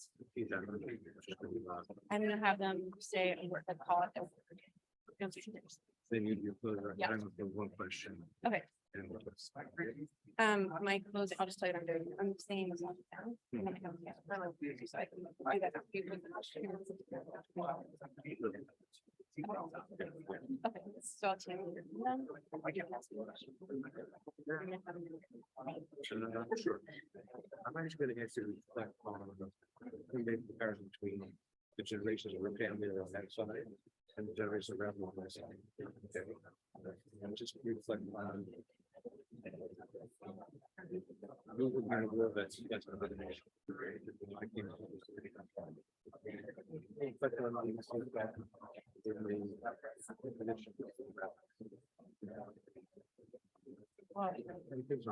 Small question. Because I think it's a metaphor for how. Yeah. I think it's, I'm just, as Yeah. you're speaking, just struck me that Yeah. going on. Yeah. And I want to. Yeah, that's good. I know, I was actually feeling it when I was preparing for leading services. I was like. They are so squishy. Yeah. Okay, great. Okay. Yeah.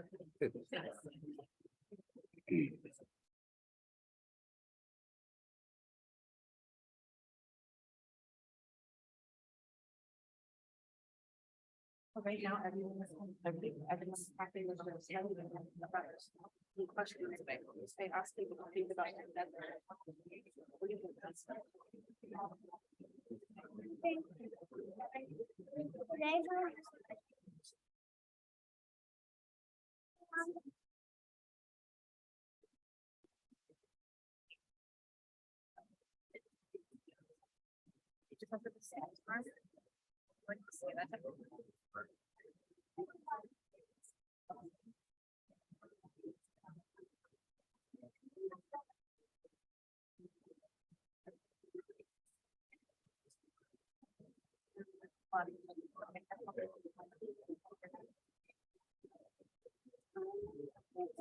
All right, take one more minute.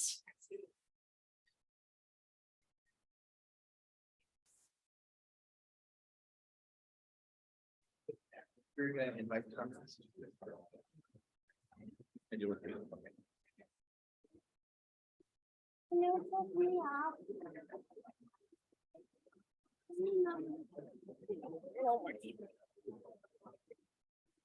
All right. So let's come back together. They are still talking. Yeah. Let's come back together. So in a normal, not in a normal, sometimes in a Beit Midrash, we come back together for after Chavruta study for a shiur, a lesson, which is really an opportunity for voicing ideas from what's emerged in our paired study. And we don't have time to have a full shiur, a full discussion here all together this morning, but I would encourage you to take these yellow pieces of paper with you and bring them to the oneg and continue to share your ideas with each other today. I'll invite though right now, just folks to call out one word that emerged in your discussion. One word. Appreciation. They're not going to scream it. Sorry? Conflict. Spirituality, transition, creativity, anticipation, interpretation, exploration, possibility, beauty, centeredness. Good.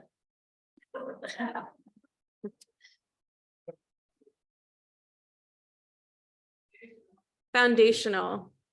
Netta said sandstorm. Objective? Subjective. Beautiful. Beautiful. Okay, Rabbi Sid wanted to ask me a question before I close up this section for this morning. Beck, thanks so much. I was so aware when you were speaking that two things are going on in this sacred space at the same time. On this side of the room, I'm looking at your mom and dad and your sister and your kids. And so there are three generations happening on that side in the same space, kind of interacting. And one of the beautiful things about a faith community is when you are aware of the passing of generations, that which is passed on, which is continuity and the same, and that which also changes. And both those things interact in very beautiful ways, sometimes in tension, but oftentimes that tension is creative. And on this side of the room, before Rabbi Fred moved, I'm aware that there were three generations of rabbis. I represent one generation, Rabbi Fred, a generation after me, and Rabbi Beck, a generation after Rabbi Fred. We are in a time of increasing change in all facets of culture and society, one of which, of course, is religion. So Beck, the question I want to pose to you is, you now are part of a generation which is far less denominationally oriented than the one world I came into when I was ordained as a rabbi. You were trained, or you grew up in this congregation in many ways, in the same way that one measure of the value of our family are the children that we produce and send out into the world. One measure of a synagogue and a faith community, a congregation, is the kind of people we send into the world, and you are an amazing product of that. And yet the world you've entered into and the person you are is very different than who I am as a rabbi and who Rabbi Fred is a rabbi. So I wanted to ask you just to reflect on how you see yourself, having been raised in a Reconstructionist synagogue, very influenced by Camp Chavaya, the Reconstructionist movement's summer camp, where you were both a camper and a staff member, but now you're in a very different space. So how do you reflect on that as a third generation in the space on this side of the room? Okay. I'm assuming that if the Torah can be on this table, so can a kid.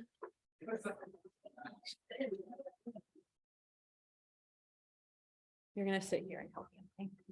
Okay. Okay. That's well, I can't hold you the whole time because I have to talk. But you can stay here.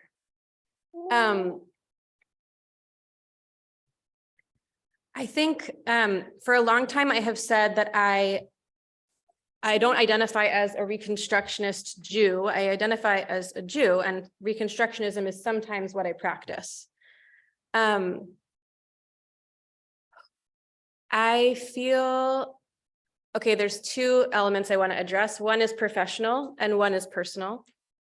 Professionally, I feel very strongly about being tied to a movement because of the, because this is called a yad. It's what's used to read Torah.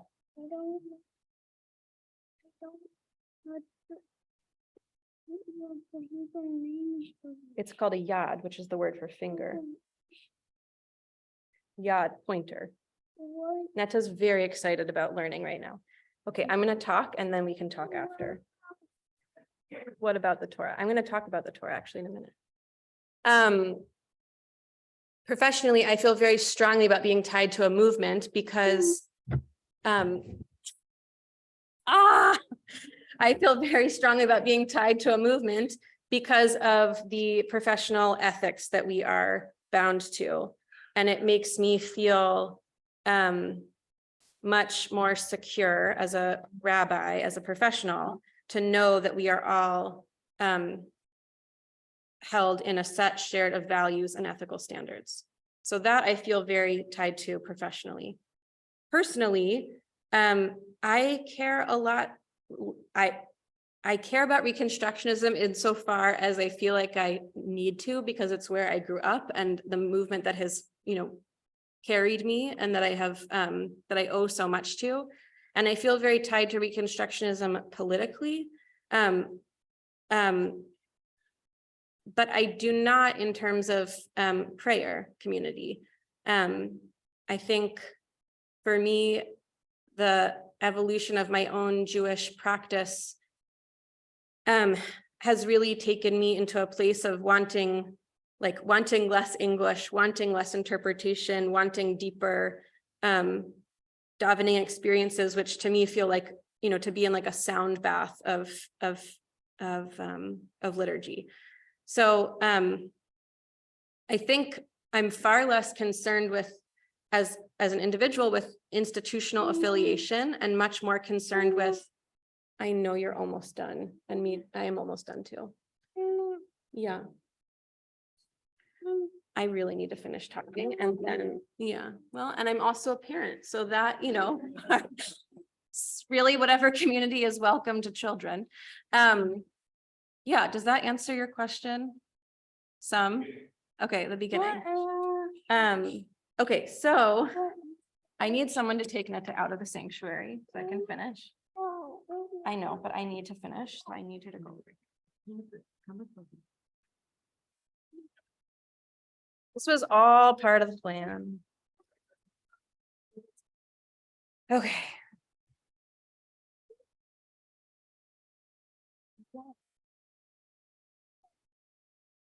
Right here.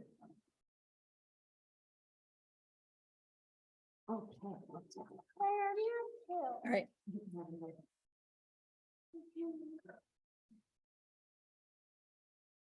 I was so nervous this morning. I said to my mom, I feel like I'm having my bat mitzvah again. So ridiculous. Okay, so join me after lunch. I want to tell you about how scrolls are made and how they're repaired, and what is so sacred about putting our hand into them, and what it means to me to be a woman scribing Torah and repairing Torah. I want to close with that same melody and a blessing for us. Sama na she kama besa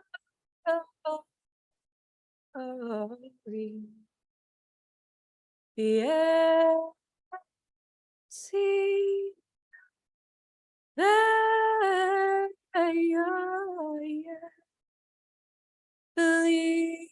Imai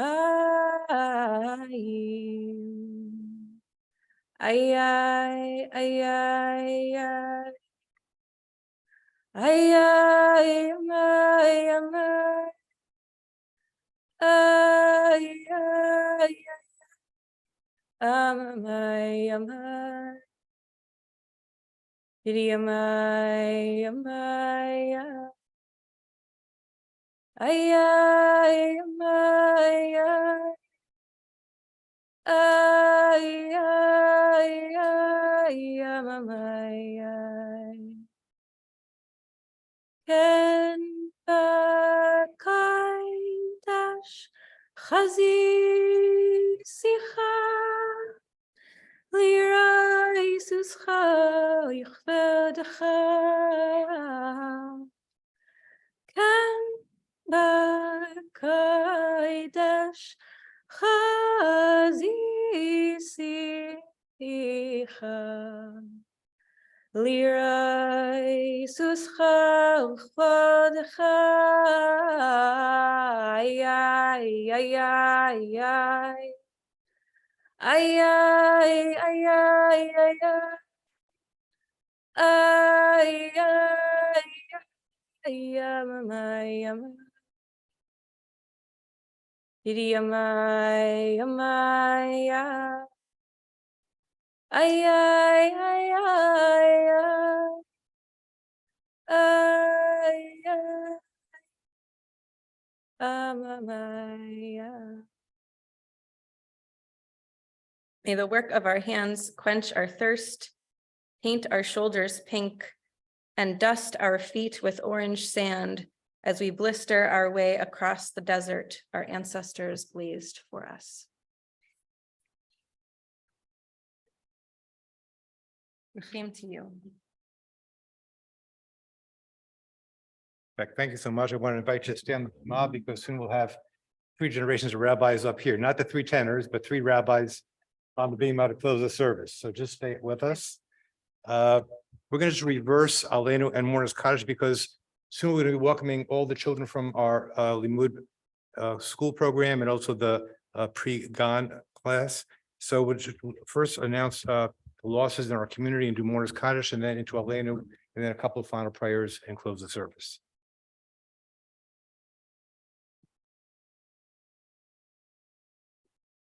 So this community has sustained significant losses in this past month.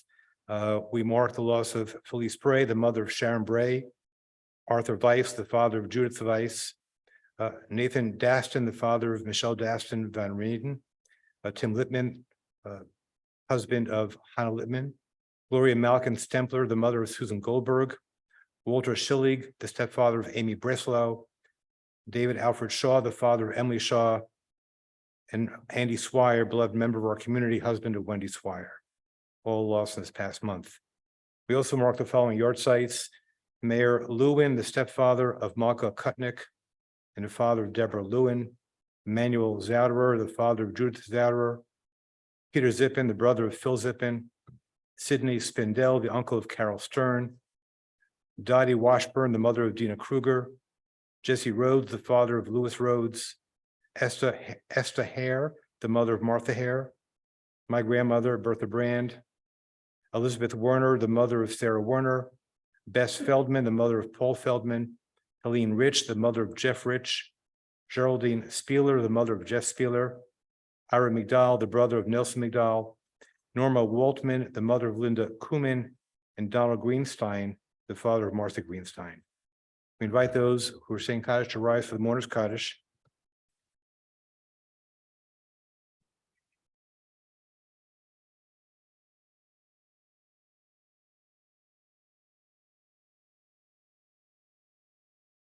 Follow the page. I'm missing it right now. 451.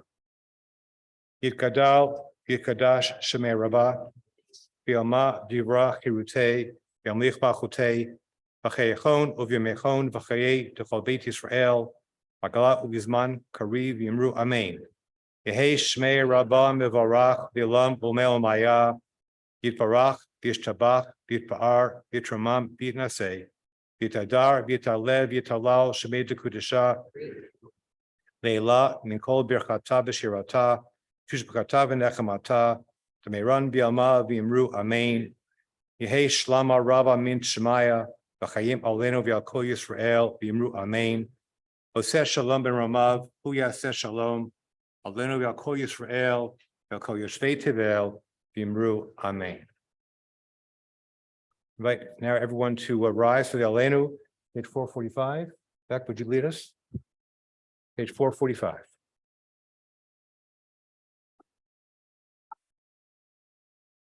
Okay. There's no mic. Okay. Aleinu l'shabeach l'adon hakol latet gedula liotzer breshit shenatan lanu Torah emet v'chayim olam betocheinu.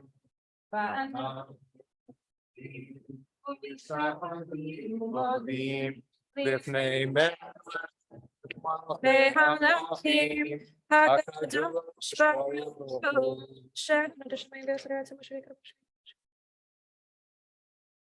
hu okay, nikabel echad Adonai Eloheinu. Kakatu v'toratecha Adonai yimloch le'olam va'ed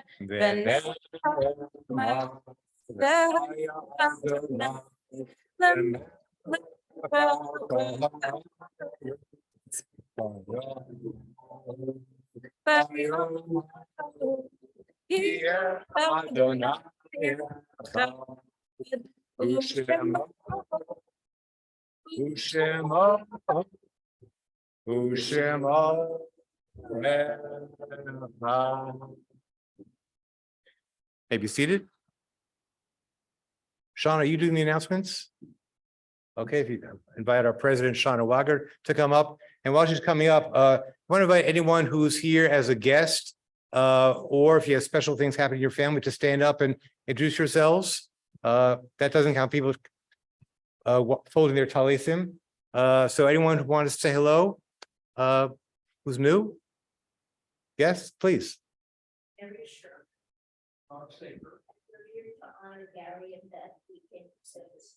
Beautiful. Welcome. Shabbat shalom. Good to have you with us.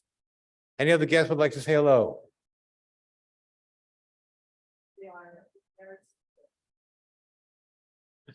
And you're visiting from where? From Vancouver. Beautiful. Shabbat shalom. Welcome to you. Anyone else? Just want to shout out recidivist connections, Julie and Elise, and also Jonathan and Britt. How wonderful to have you with us, and many others celebrating today. Thank you, Reverend. Shauna. Thank you. Thank you, Rabbi.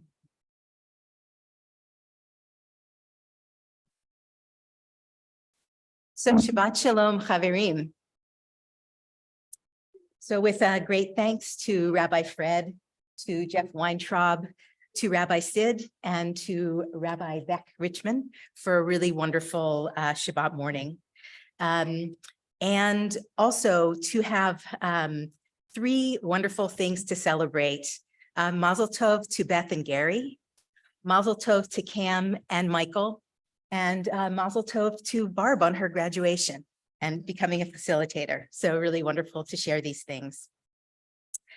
I'm going to make a few announcements. As Rabbi Fred was saying, there's a lot that is packed into this week, and he was talking in a different way, but there's a lot packed in to Adat Shalom this week.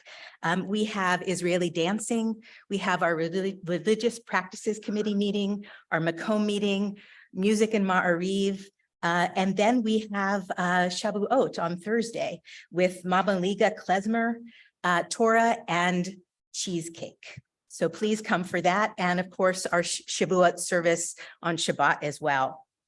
I also want to mention one other thing. We are co-sponsoring, Adat Shalom is co-sponsoring a Juneteenth set of activities. And we are looking for volunteers for this amazing set of activities with other congregations and churches. And that will be between June 13th and June 19th. And there's more to come.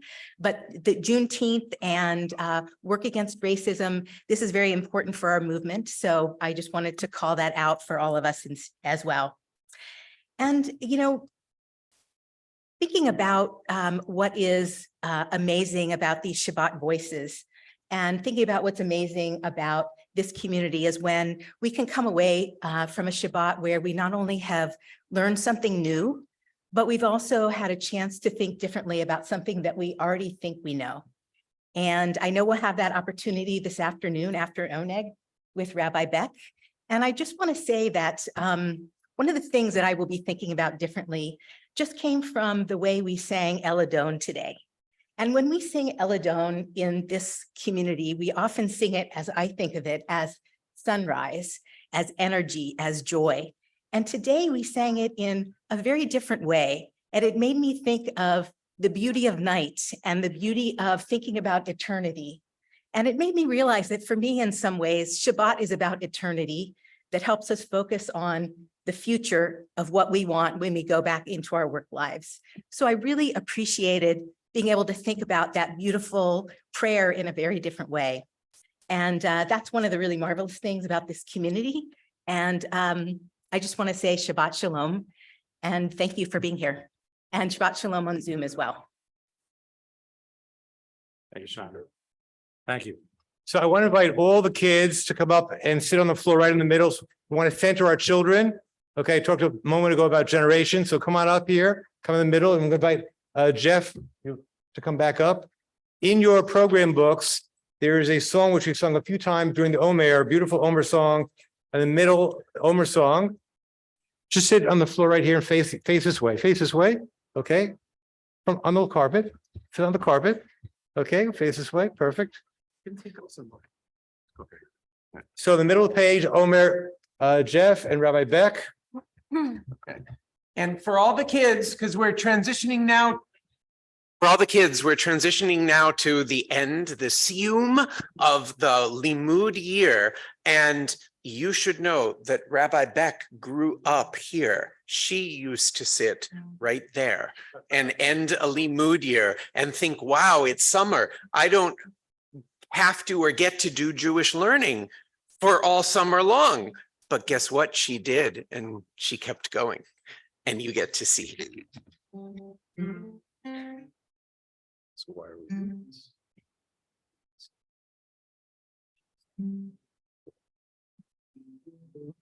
Okay, so we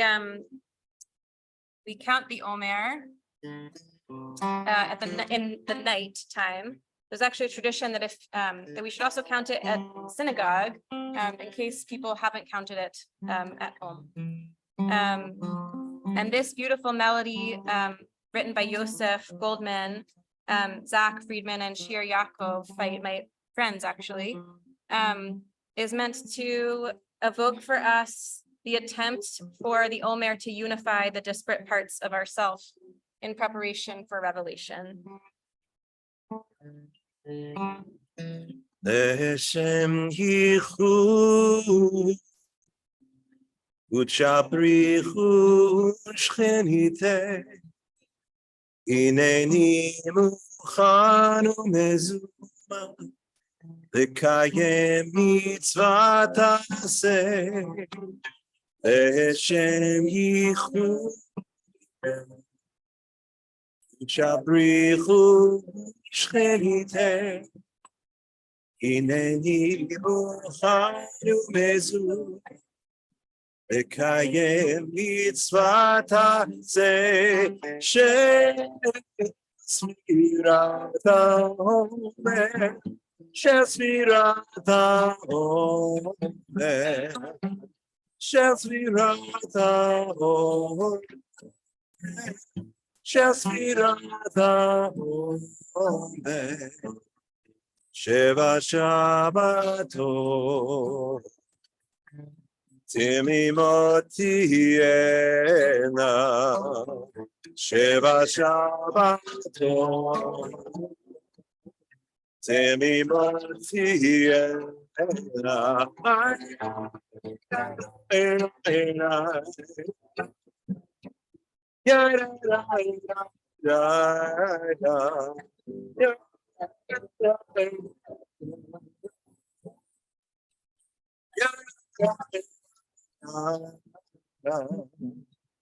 Baruch atah Adonai Eloheinu melech haolam asher kiddushanu tzvotav tiribanu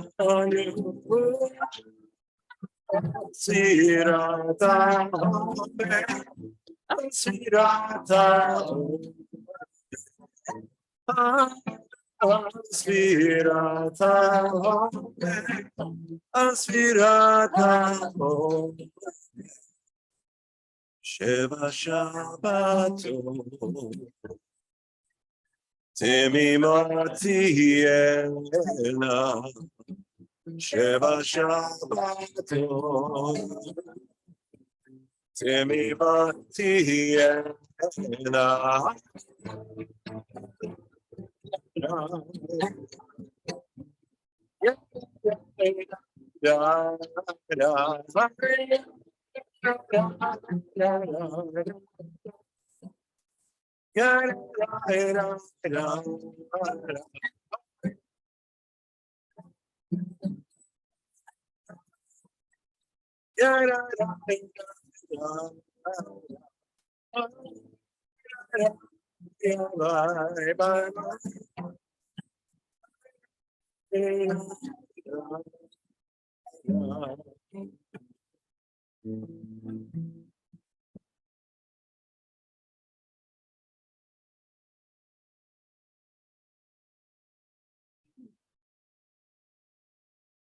Happy last few days of the Omer and new month tomorrow with the new moon and big holiday with lots of cheesecake on Thursday night. Beautiful question earlier about intergenerational. And this is now our moment. I want to acknowledge first the amazing Kita Vav. Whoa, because this is your promotion moment. Come on up. Check out these incredible young women. Remarkable demographic oddity around gender. It's like a 1 in 1,024 chance, but and this is the group that is becoming adults in the coming weeks with Gali first next month and a whole bunch more to follow. So much to celebrate. Yay. And you'll be like the background, the doo-wop chorus. But at the other end of promotion, tots. And there are some pre-kindergarten tots who are ready with a song because you are moving up in the world. Miss Ellie, please. Okay. So some of these kids have been with me since they literally were babies, but they are ready to use their bim bam hands for good, to open the door when the dinosaur knocks. And what was the last thing? Oh, to share your blessings with the world. So can I have Sunny and Rosie and Mira and Jonah and Shy? Come on up. And can we ask their parents to stand and be recognized? We actually need their parents for this song. So, right, guys? All right. You remember this song? So you guys might want to step back because this is action-packed. We're used to doing this first in the library and then in our classroom where we have a ceiling. But there is no ceiling on the bima, right? So we thought, what fun would it be to do bim bam on the bima? So get out your bim bam hand. Ready? Bim bam, bim bim bim bam. Bim, bim, bim, bim, bim, bam, cheery, beery, beery, bim, bim, bim, bim, bam, bim, bim, bim, bim, bim, bam. Are you ready? Set. Here we go. Shabbat shalom. Shabbat shalom. Shabbat shabbat shabbat shabbat shalom. Shabbat shalom. Shabbat shalom. Shabbat shabbat shabbat shabbat shalom. Shabbat shabbat shalom. Shabbat shalom. Shabbat shalom. Shabbat shabbat shabbat shabbat shalom.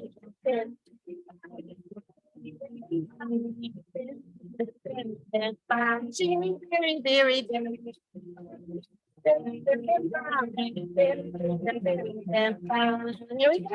Shabbat shalom. Shalom. Shabbat shabbat shabbat shabbat shalom. Shabbat shalom. Shabbat shalom. Shabbat shabbat shabbat shabbat shalom. Shabbat shabbat shalom. Shabbat shabbat shalom.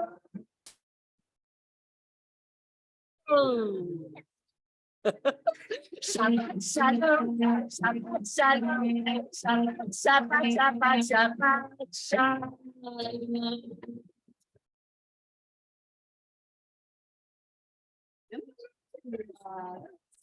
Yay, graduating tots. Yay, promoting early middle schoolers. Yay, Limud. And yay, organizers and teachers of Limud, including one Ms. Rosie Epsteiner.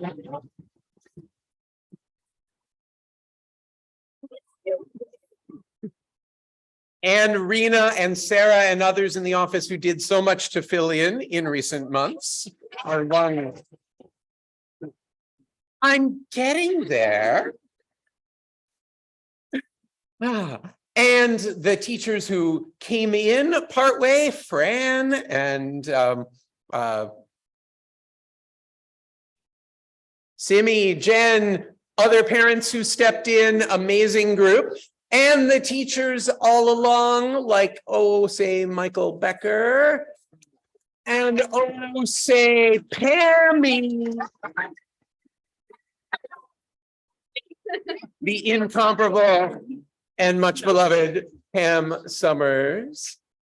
And Ellie, Miss Ellie, and Cantor to be Ben Pagliaro.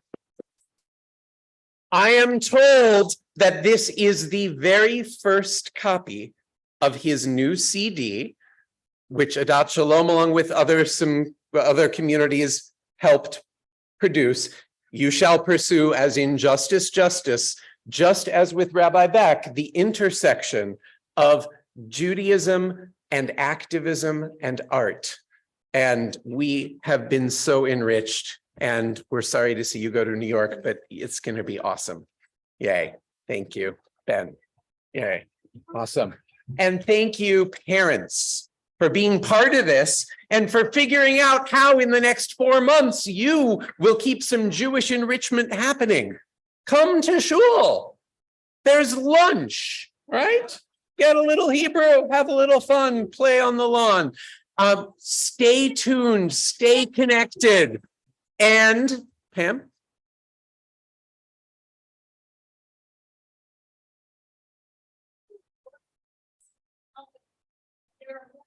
Well. Plus 7, 8, and older will be running the whole service. June 10th, be there. Yes. For Teen Torah Takeover. Look for opportunities, everyone, even if you're not a teen yet, you should come and watch the big kids do it. Just like we get to watch the very big kid, Rabbi Beck, who was once sitting here, do it. And right now, we are wrapping up an amazingly mood year with huge appreciation to everyone. Take a deep breath. Let all the Torah you learned kind of come in and get solid and stay there. And then breathe out. And know that we get to, just like breath, we get to keep repeating. So with our Jewish learning, Every year, a little deeper, a little newer. Can't wait to see you in the fall. And hopefully lots before. All kids of every age, please come up to help us make Kiddush and Motzi.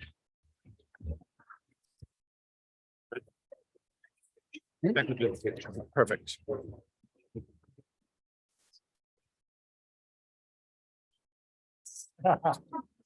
Yeah, we. Okay. Right. Okay. Again, Oneg to follow 1 o'clock back in here to learn Torah, literally learn Torah with Rabbi Beck. Page 465 in the Siddur. We rise as we are able. We have to do the wine first. Hold on.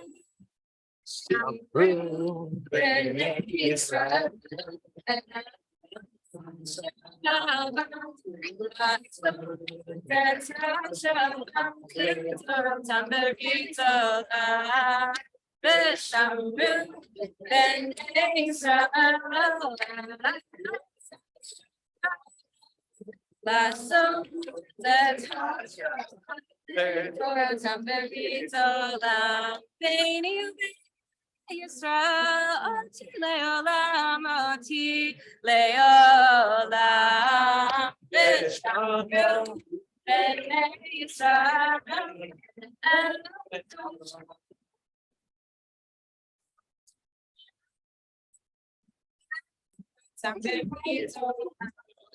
Ki sheshet yamim osadu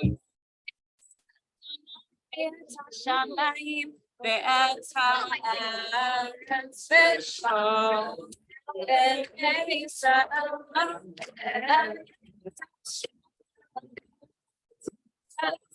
That's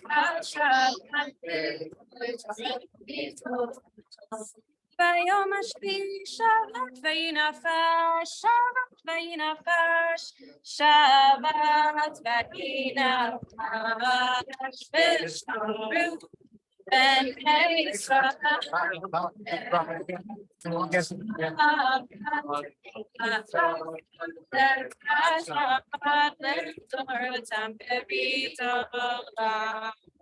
Vayedaber Moshe el Moadei Adonai el b'nei Yisrael savri chaverai. Baruch atah Adonai Eloheinu melech haolam borei pri hagafa. Amotzi lechem miharetz. We give thanks to God for it. Our voice is life is song together. And it's our joyful praise.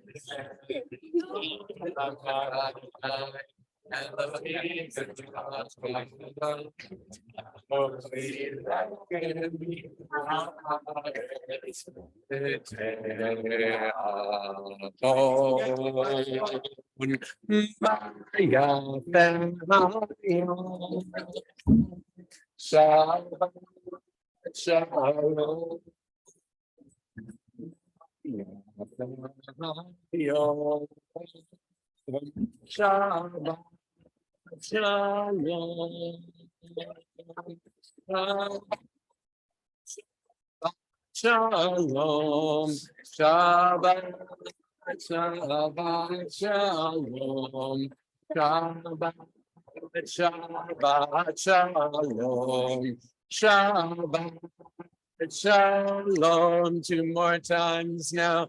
Shabbat, Shabbat, Shalom, Shabbat, Shabbat, Shalom.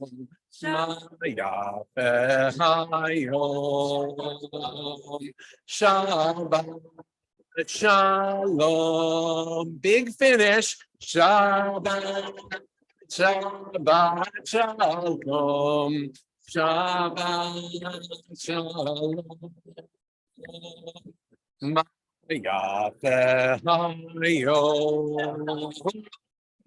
Shabbat, Shabbat. Mazel tov, good Shabbat.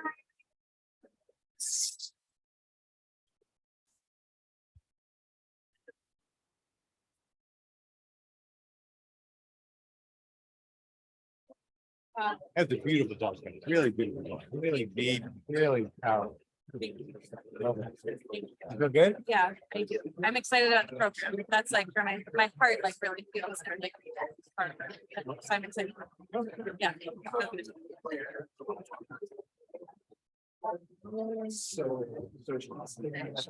Okay.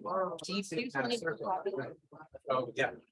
So we did, I'm dying to kind of get your take on the, source scroll.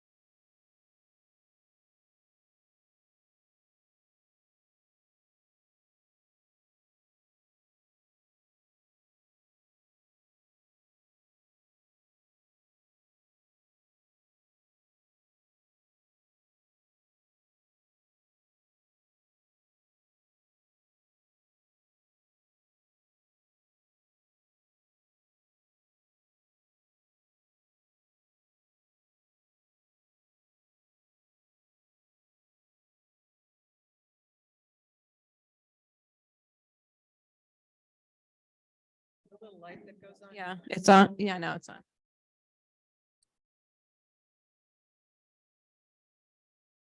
Okay, everyone, welcome back. So we had a big framing from Beck just about art as a kind of portal into Jewish spirituality.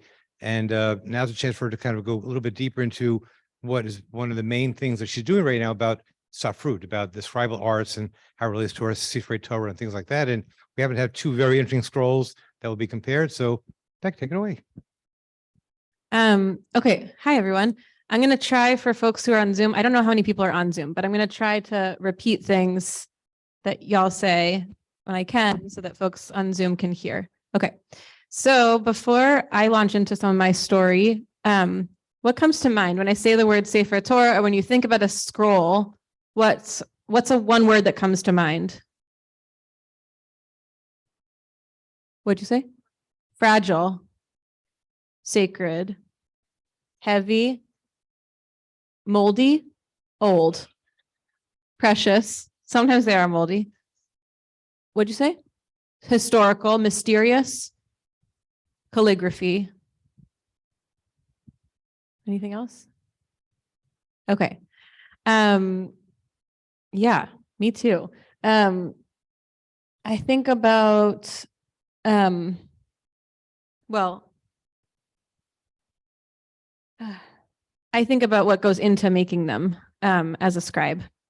So I'll tell you a little bit about my journey. Here's what we're going to do. I'm going to tell you a little bit about how I became a scribe. You can ask questions. And then I'm going to tell you a little bit about how a scroll is made. I wonder if I can do this. This would be so much nicer. Okay. I'll tell you a little bit about how a scroll is made and what happens when it needs repair. And then we're going to take a look at two different scrolls that Adat Shalom has. One is the scroll, one of the scrolls, I think it's the Maftir scroll based on where it was rolled to. But one of the scrolls that we have here that's used regularly for reading and through a fast roll is looks in great condition. And the Holocaust Memorial Scroll, and the book for that is actually here. I'd encourage folks, if you want to flip through that, you can come up and grab it and flip through it as we're talking. And Rabbi said, I'll invite you to say a few words about that scroll when we get there. Okay, so I began learning Safrut when I was in rabbinical school. I said this in my talk a little bit, but I've always been interested in handwriting, and my doodling has often been writing. And I was very drawn to doing something that I wasn't supposed to do. So it was very exciting to do something that women didn't have access to for a lot of history. At first, I didn't think that I could do it. I thought well, I don't know enough. I'm not there's no way. But I began learning just with rabbinical school with doubt, and soon enough it was possible enough. So I began learning there's no school for women who want to become scribes, unlike for men. There's no set place that we can go to do our learning or to get certified. We have to teach each other. So I began learning with my first teacher was Jen Taylor Friedman. She always says that she's the first known woman to have written a Torah scroll. And I think that she says that because I have a poem coming out in the CCAR Press's celebration of 50 years of women in the rabbinate. And in that poem, I allude to this, but it's about being a woman scribe. You don't sign your scroll, right? Nowadays, sometimes there are little marks in the back, and we have records that help us to understand where scrolls come from so that we can trace them better. But traditionally, and really what we really should be doing, we don't sign them, right? So each one is sort of a mystery. Where did it come from? And even though probably most likely they're mostly all written by men, we don't know. And I think for me, that's talk about tension with Reconstructionism and rationalism and mystery. For me, it really serves me to imagine that there are women who have written before. But as far as we know, Jen is the first woman, at least in modern history, who has written a scroll. And there are now 11 or 12 women who we know of around the world who have written all of or a portion of a Sefer Torah. And there are probably fewer than 30 of us who are scribes who are not doing full writing of scrolls, but are doing repairs and other writing.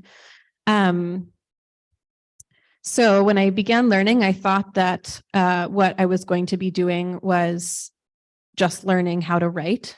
And I very quickly learned that if I wanted to be a scribe, I had to learn halakha, I had to learn law, which at the time was really unexciting to me. I felt, I grew up in a Reconstructionist community. I was going to the Reconstructionist Rabbinical College. And to me, halakha was not an operative framework for how I led my life Jewishly. I very much at the time was oriented around the Kaplanian version of our relationship with halakha, which is that it had a vote, as Kaplan said, but not a veto. So I was perfectly interested in learning and perfectly interested in the history, but it did not mandate, as far as I was concerned, any portion of my life, or many big portions of my life at least.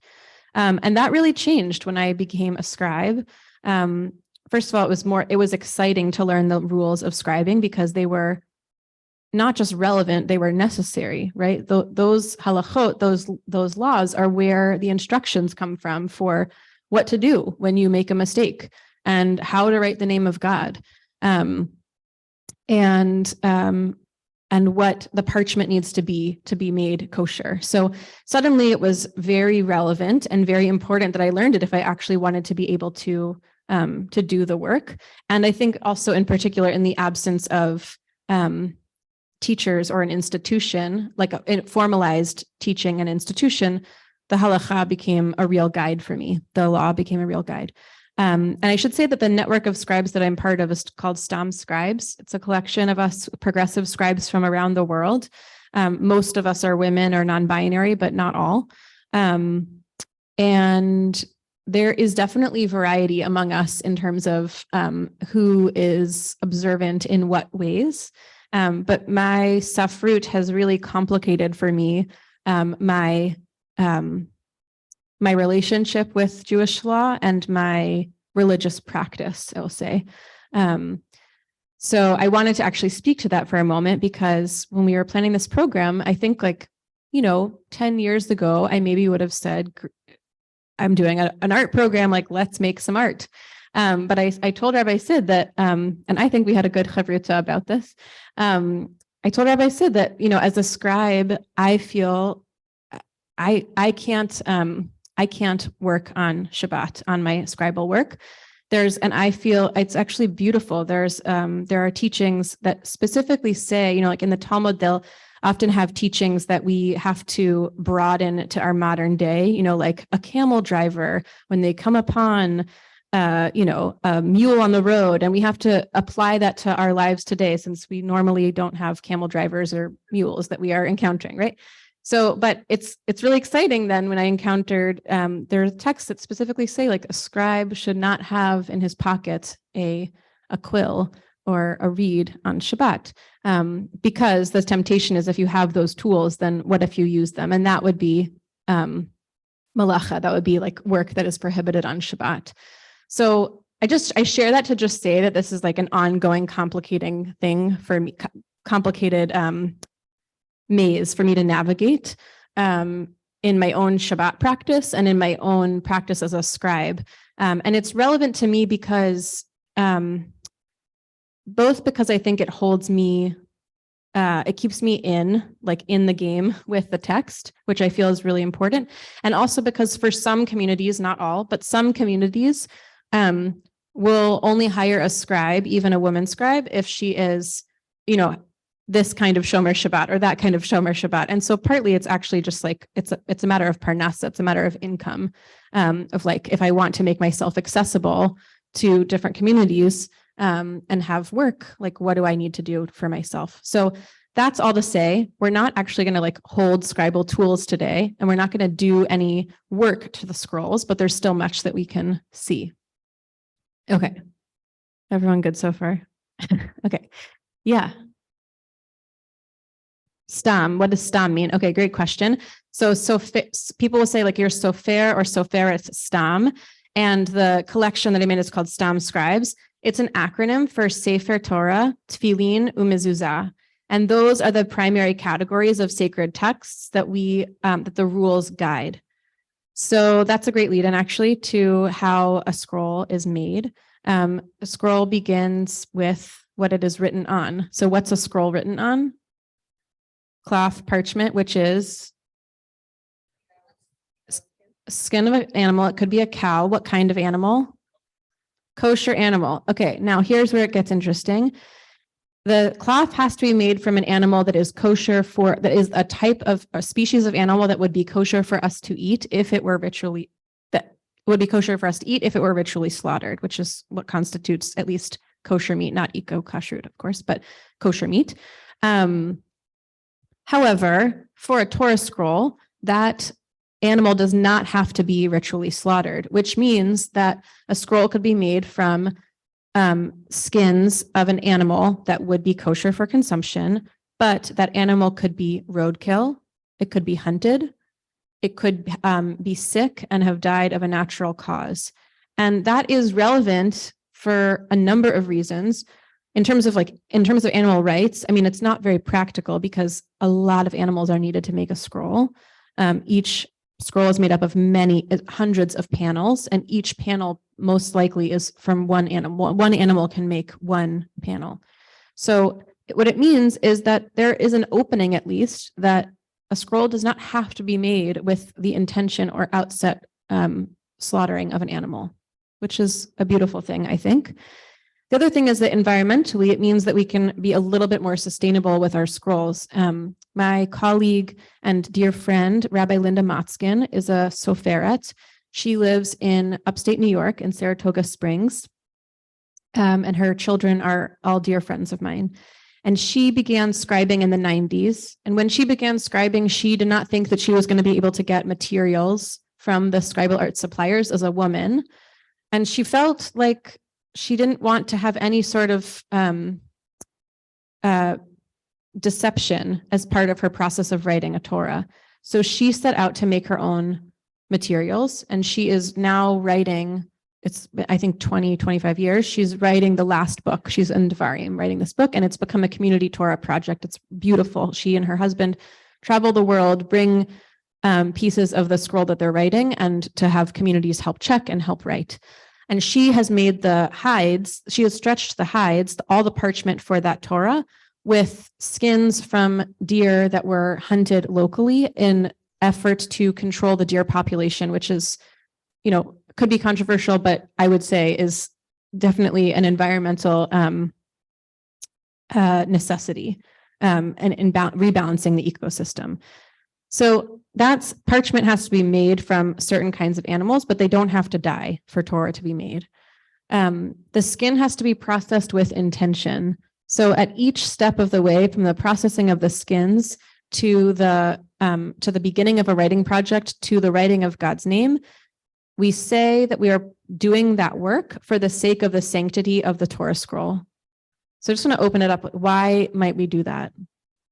Why do you think we might say before every piece of the process, behold, I'm doing this for the sake of the sanctity of the scroll?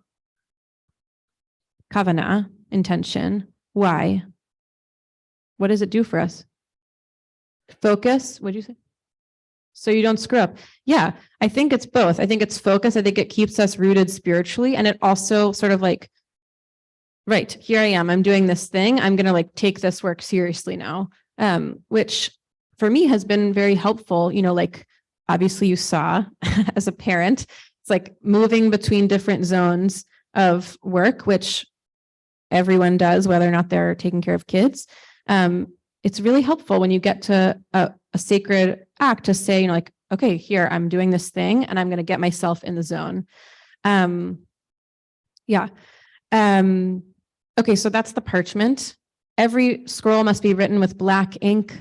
And it needs to be written with a writing instrument that mostly nowadays is a quill, a feather, cut with an X-Acto knife, but scrolls used to be written with reeds.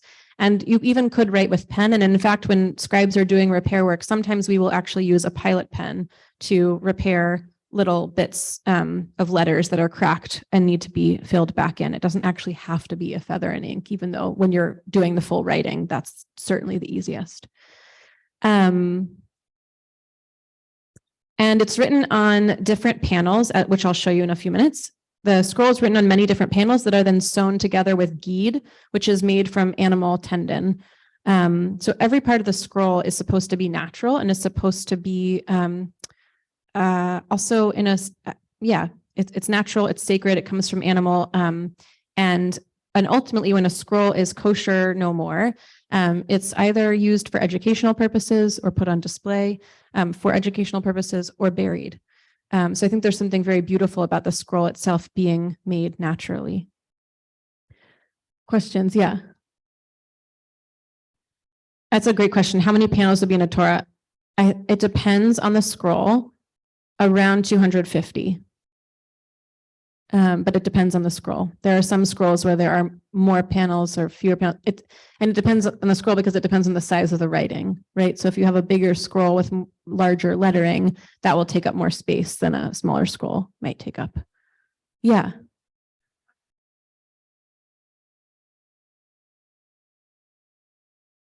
Yeah. Yeah, great question. Great question. So the question is, are there male scribes or others who wouldn't recognize a Torah written by a woman as kosher? Yes, 100%. And this is a live question for us right now in our group also of like, how much transparency do we want to have? Do we want to leave on the scroll for future communities? So for an Orthodox community, a scroll that I write would not be kosher. And some of those, and for some communities that would be not only not kosher, but like would feel like a real desecration to them. And so it's an interesting conundrum to be in terms of Amcha, in terms of Am Yisrael and Klal Yisrael, to think about what obligations do we as progressive scribes have as women to communicate that this was written by a woman? Should it, you know, the reality is that mostly right now, like if I'm writing a scroll, I'm going to be writing it for a progressive community and no one's going to care and they're going to celebrate it. But it's possible, like, what if that community folds and they donate their Torahs, or they need to sell their Torahs and they sell it to a community? How does it get communicated that it was written by a woman, and does that need to get passed on? So yes, is the short answer. Yeah. Okay, great. Thank you.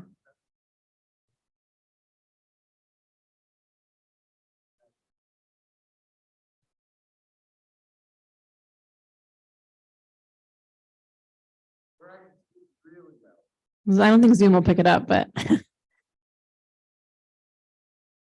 here for this one, we'll repeat. Okay, there you go. My watch, sorry. Yeah. How much freedom or latitude is there in your calligraphy? Meaning some Torahs match up to a tikkun Yeah. exactly, others don't. Yeah.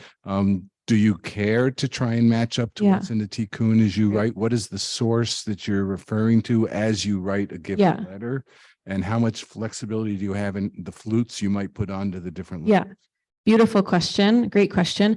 We're going to open the scrolls in a minute. Well, I keep saying that, in a few minutes. And we'll see that there's wild variation between the two, between the ktav, the font, the hand in the scroll that was saved after the Holocaust, excuse me, and this more recent one. There are different scribal traditions that interpret the rules of scribing differently. So the laws of writing the letters are sometimes quite vague. And if you were to read those letters and you didn't know what a Hebrew letter looked like, you probably wouldn't write a letter that necessarily looked like a bet, for example. But there are instructions, like, and in different regions, there were different legal instructions or different instructions for the scribe. The top of the bet must be squared or it could be rounded. But within that, there's obviously different, there's flexibility. And even if all of us were to get the same set of instructions and all of us were to know how to use a quill, the way that I would write a bet and that you would write a bet and that you would write a bet would be different. It's just like handwriting. Like everyone just has a different hand. There's no actual replicating of the ktav perfectly, even though we can approximate it pretty well. And I think that's part of the beauty of a scroll, right? Is that it does show the different handedness. And even within one scroll, sometimes you'll see like, oh, this book was written by a different scribe than this other book because the font really changes. And that's okay to do. A Torah scroll does not need to be written in order. Tefillin and mezuzah does need to be written in order. So in a mezuzah, for example, it has to be written, it's called kesidran. So in order, you write Shema Yisrael and you realize that you messed up the lamed of Yisrael. You accidentally wrote a resh or you made an ink blob. You have to stop and wait for that ink to dry and repair that lamed. Because once you keep going, you can't go back. So if you've written Shema Yisrael and you realize that you messed up the shin at the very beginning, that klaf is still possible to use because you can erase those letters. You cannot, however, erase the name of God ever. So if you've written Shema Yisrael Hashem Elokeinu Adonai Echad, and then you realize that you've made a mistake, that klaf goes to the Genisa, which anyway is a way of saying very powerful for it to be written by hand and wild variations from region to region.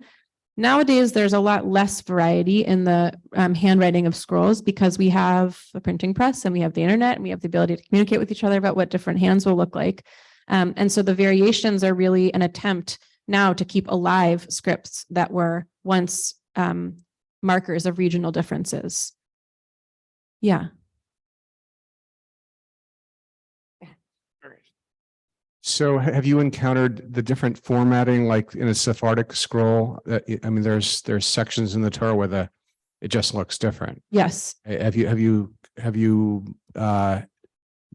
repaired Sephardic scrolls? I have not repaired Sephardic scrolls yet, but many of my colleagues have. And Cool. sometimes they're written on a different kind of parchment and like looks very brown and different from different regions.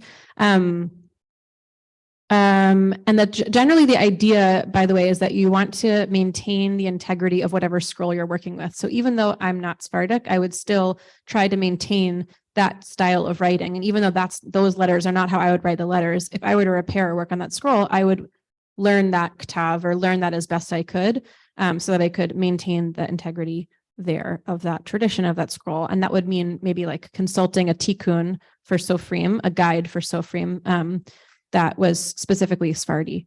That reminded me of something else. Oh, it reminded me, I'll show you when we open this scroll. When you are repairing letters, interestingly, it's really beautiful how the parchment actually holds the shadow of the ink, even after the ink has flaked away, or even after you scrape the ink away. So you don't need to know how to write the letter just out of nowhere necessarily. The shadows of it are there. You're really like tracing and filling in. Yeah, Mim. Yeah. Oh, yeah, sure. Judy and then Mim. Yeah. So is there a vegetarian version? Like, what if you really don't want to be involved in killing it? So it literally says it has to be an animal. Yep. It's not Yeah. that if it's an animal, it has to be kosher, but it Yeah. must be made from an animal. Yeah. Okay, thanks. It does. Same thing with tefillin, all has to be made from an animal. Yeah. And I'm not saying that that's like excellent, but that's the tradition that we've inherited. Like many pieces of our tradition, sometimes we encounter it and we're like, really, is this what, but yeah. Yeah. And Mem, I'm going to come to you. Does halakha govern where the spaces occur between various passages that must be maintained as open spaces? Yes. Yes. There's different portions where the line breaks happen in different places, or like the layout is different. For example, in like the Song of the Sea or in Ha'azinu, it'll look different, but some of the line breaks are dictated. You missed answering one of the questions from back here, which was the the relationship between the scroll and the tikkunim that we have. Mm. And my understanding was that there used to be many different layouts. We have one scroll in our congregation in Sarasota that's a 60-line Torah. It's extremely tall. Yeah, yeah. It's lighter because there are fewer, there's less parchment, but it's Interesting. ergonomically difficult to lift. Yeah. But that the standard Torah now is 40 lines. Yeah. And that they've been doing that since about the beginning of the 20th century. So Yeah. anything that has more lines than the 40, you know, is going to be older. Exactly. Yes. Yes. I will say about the weight of the scrolls. Neither of these scrolls are coated cloth. For a while, there was this very mysterious tradition of coating the parchment with lime dust. And I think that the idea was that it made it look whiter and brighter, which it does, but it's terrible because it flakes off. It gets, it makes the scrolls very dirty and it makes them extremely heavy. So if you have a heavy scroll, the first thing to look at is what does the back of the parchment look like? And if it's shiny and you can't see the letters through the parchment, it's probably coated. And you can remove the coating, but it is very laborious. And so most scrolls now are not made in that way. Okay, Mim. This is related to your saying that once it flakes off, you have a residue. Yeah. When you repair it, you just follow, like you have the lines to trace. Yeah. When you're going from scratch. Yes. Do you have some way of sketching it out first so that you don't, so that you'll fit all the words on the line and the spacing will be right? No, because there can be no barrier between the parchment and the ink. So you can't even draw for yourself, for example, like a halfway mark in the line. Like when I'm writing a ketubah, I have my piece of paper ruled. I have my lines and I have a guideline down the middle and sometimes even down the, like breaking it up into quarters so that I know I should get to this word by this line. And if I haven't gotten there, I have to start squishing my letters. Or if I got there a while ago, I can start giving them extra space. You can't do that with a Torah because or with any sacred writing, because there can be no barrier. What you can do is pencil. You can use a light table. No light pencil. Light pencil counts as barrier. You can use a light table, but the reality is that once you get going, you get pretty used to it. And the guides for scribes now will actually say at the beginning of the line, there's like a specific code that means this line has extra, I think like every line in the guide I have at least is in theory 60 yuds wide. Okay, so 60 yuds wide. So then it will tell you at the beginning of the line, this line is like plus 3 yuds or minus 4 yuds, for example, meaning like make your letters smaller or you can stretch them. And some letters can be stretched and others can't. All letters can be condensed.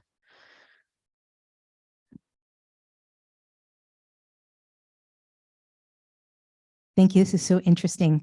So I wanted to ask how you think being a scribe has changed your relationship to the Torah. Yeah, that's a great question.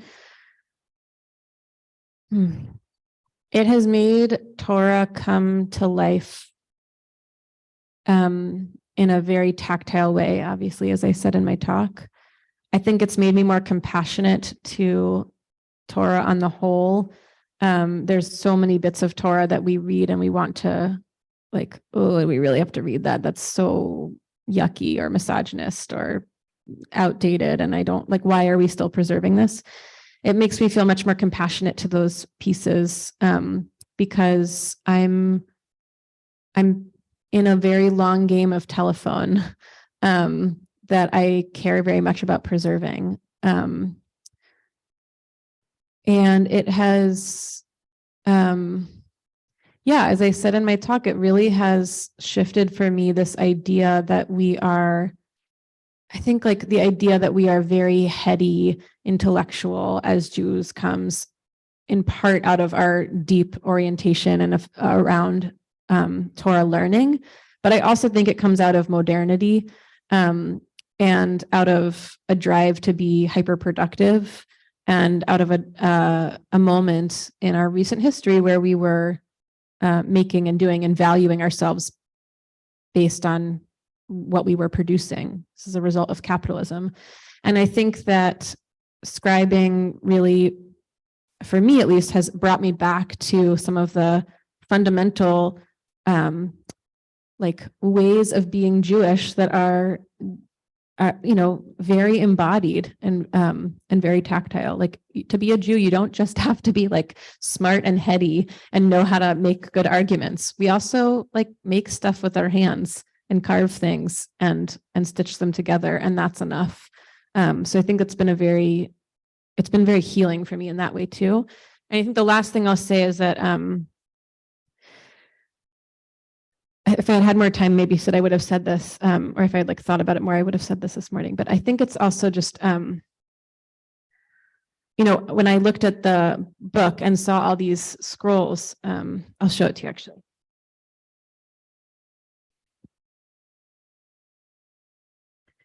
And I saw this collection of scrolls.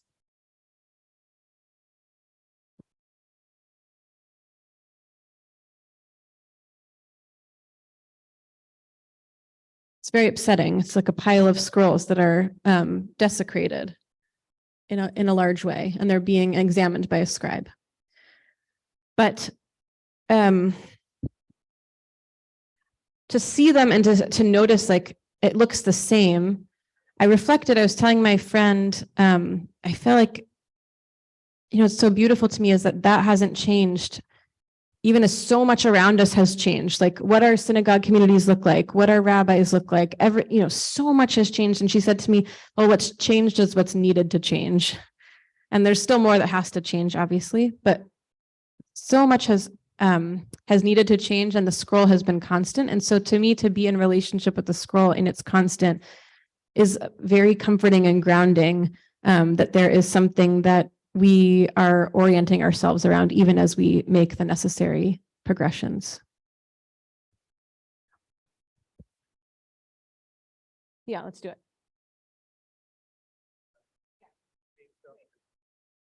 Okay. All right. We're going to open up these scrolls. For this portion, I would really love, I just want to acknowledge, I don't know who's on Zoom, and I know that this is going to be difficult to access on Zoom. I'm going to try to keep my mic held up so that people can hear me as well as possible, but I want you guys to come see the scrolls. So I want to invite you to come up, and we're going to come around the table so we can see what's here.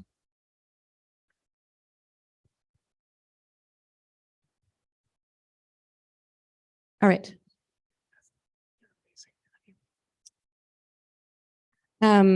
Okay, so we always cover scrolls out of kavod, out of respect. These are two different scrolls that we have. This one is the one I think is the maftir scroll, I'm assuming. And this is our the memorial scroll. Sid, do you want to say a word about this scroll? So the full story is in this scrapbook, which lives in the library here, if anyone's not aware of that. But the story is that between the years of my oldest son, Danny, and my middle son, Joel's bar mitzvah, they were born 2 years apart. We did a bar mitzvah ceremony in Israel. We have a lot of family in Israel. And on the way back, we went with my mom and dad. And the plan was coming back, we went through London with the idea to bring back a remnant of one of the Shoah scrolls. There's a whole story around it, which is incredible. There were about 1,650 scrolls that wound up in Prague. The Nazis were planning to build a museum to the extinct Jewish race. And of course, Czechoslovakia was occupied by the Nazis. The museum was going to be in Prague. When the Allies won the war, they found these scrolls. And then through a long story, turns out that a synagogue in London, the Westminster Synagogue, had the room to essentially house them. So they were all transferred from Prague to London. And then in a story that you can only call Bashert, and there are no coincidences, a few months after the scrolls got there, a poor little sofer, older Jewish man who's looking for work as a sofer, rings the doorbell, says, "Can I speak to the rabbi? I'm a sofer, I need some work." And the rabbi said, "Boy, do we have work for you." because they had 1,600 scrolls that they acquired.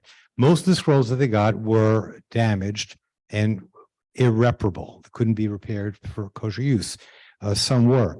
I knew about the project because in my first synagogue in Pennsylvania, we acquired a Holocaust Torah, but I was told by, when we contacted London, that there were no more kosher scrolls for years. They had all been given out, and they're also on loan. You can't buy them. They give you on loan for a nominal amount of money, and at a point in time, if the synagogue goes out of business, so to speak, the scroll reverts back to the Holocaust Memorial Trust in London, okay? So we went there with the whole family and we're taken to the third floor where they house all the Sifrei Torah, and in something that will always be a contentious point in our family, two of my children say they found this scroll, which actually, when we went down to the administrator, we said it looks like a full scroll. She goes, that's not possible. They all had tags on whatever else, but we got a scroll years after the last full scroll was given away. We found the scroll and brought it back. So that's how the scroll got here. It is registered with the Holocaust Memorial Trust, and that's the short version of the story that you can read more about in here.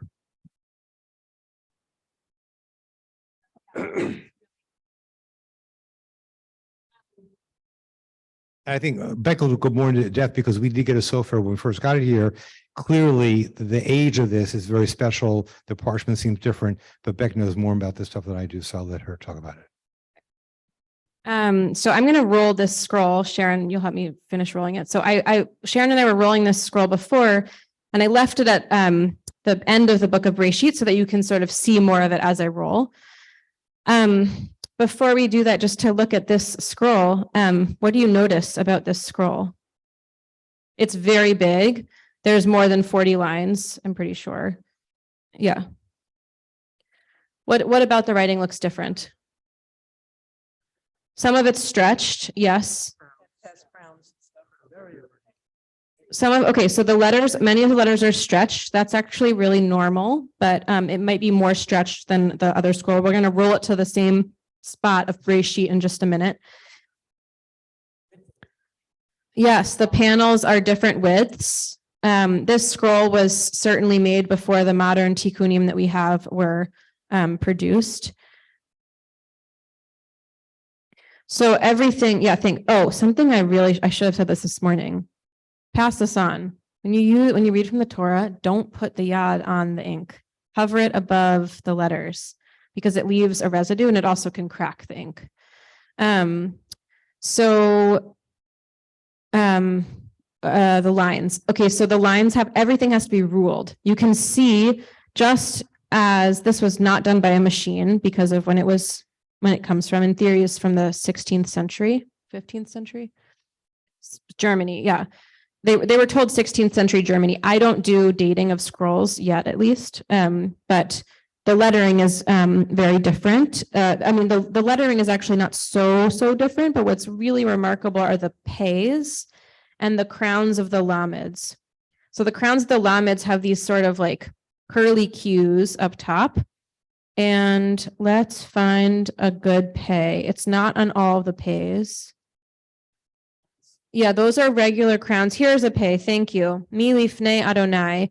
This pay has a super curly inside. Everyone see this? I want you to see this. This is very, very unique. And this is one of the ways that we can tell where the scroll is from. Again, that's not my specialty, but certainly from Germany. And it's not on every pay. I don't know why it's not on every pay. So that's something very distinct about this scroll. The lines have to be ruled in every scroll, and the letters hang from the top of the lines. So scribes are not good at writing straight lines. We follow the guidelines. Another thing to notice here is the letters are about half of the height of the line. Something else how is the line created? It's created with an awl.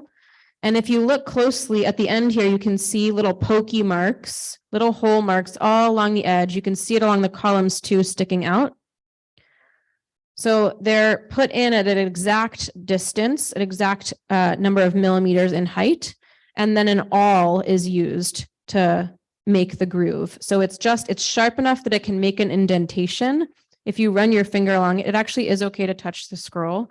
If you run your finger along it, you can feel ever so slightly the variations, but it does not pierce through.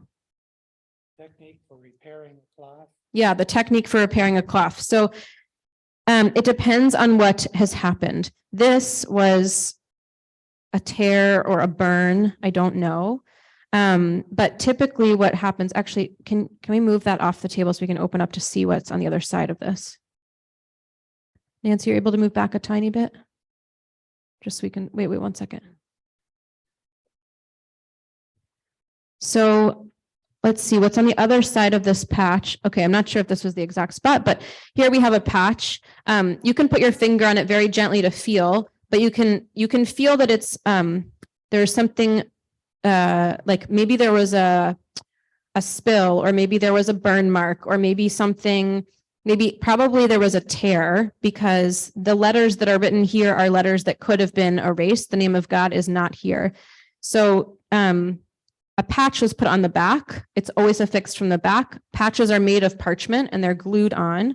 And then the lettering is written again. If there's tears on the bottom, sometimes we'll actually take a scalpel and cut off a piece of the parchment at the bottom.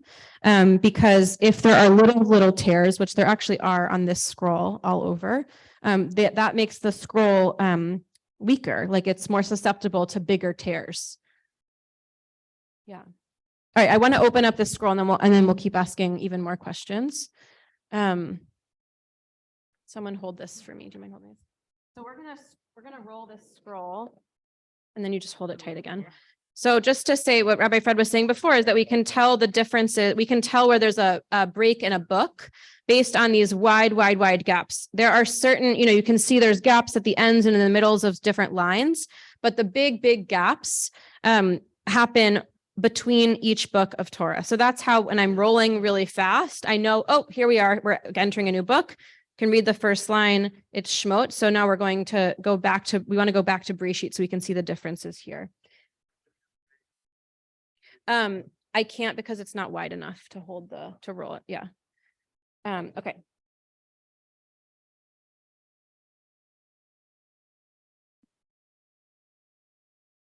And the post-it notes are at that shalom. The post-it notes are not me. How old is this Torah? I don't know how old this Torah is, because again, I'm not someone who does dating, but it's probably less than 100 years old based on the few that I've known to have, that I've been around that have been dated. The lettering in this one is really good. Thank you. Yeah, post-it notes, not so great. It is a post-it note. It is.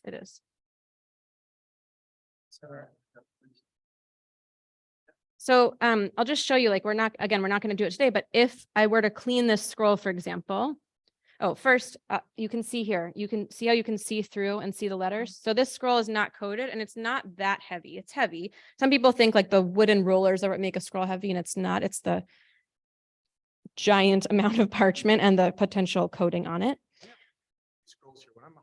I know.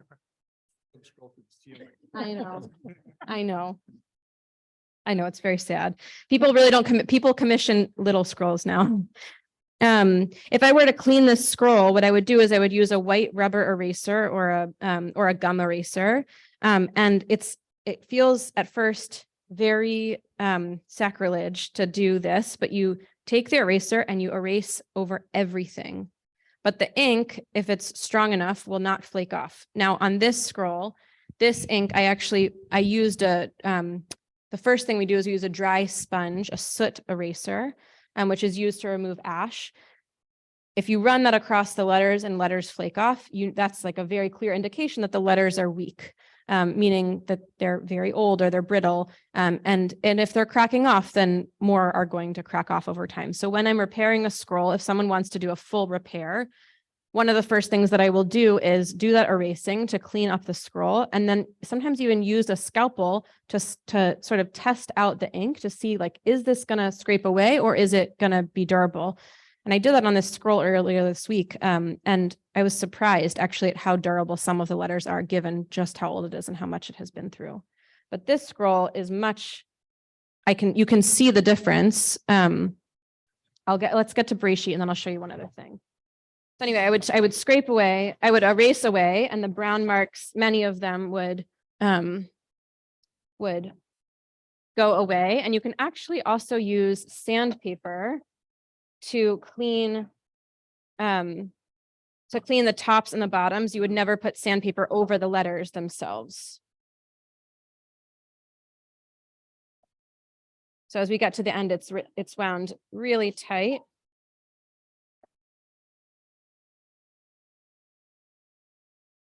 Are the dark patches that we're seeing just ink that has?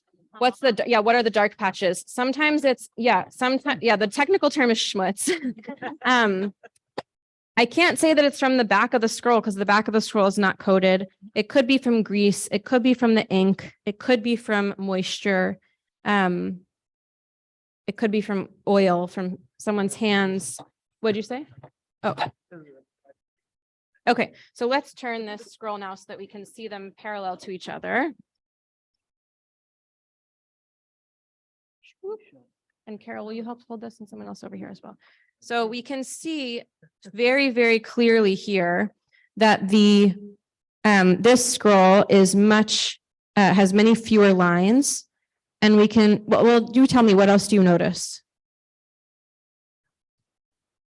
The columns are evenly sized. How many columns are on this first year? This first panel. Yeah, so different numbers of columns. The columns are, they're about the same, yeah. But you can see that the letters, there are far fewer letters here that look like they would need to be repaired. A few little laments that are. Yep, the lamids have little crowns. There's crowns on many letters, but the crowns look very different. So someone keep holding this, and I want to just show you a part of this scroll over here that is a little bit less stable. Oftentimes, the very beginnings and very ends of the scrolls will have more damage to them because they're rolled more often, or they're like disturbed more often. Thank you. Okay. I'm just going to lift this whole scroll up.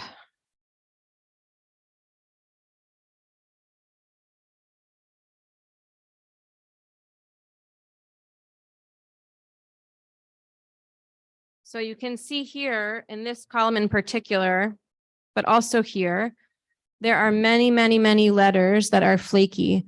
But I want you to notice right over here, this is what I was saying before about the letters leave a shadow. So even though in this ayin, where'd that yod go? Even though this ayin, where are you? Even though this ayin, the ink has scraped off at the foot and this part of the roof, you can still see exactly where you're supposed to be. Same thing with the tzadi, this ayin. And by the way, as my hand moves across here, I'm feeling it flake. And okay, this is one of the most, this is where most of my poems come from. Like this ink is from Eastern Europe before the Holocaust. That's now on my hand.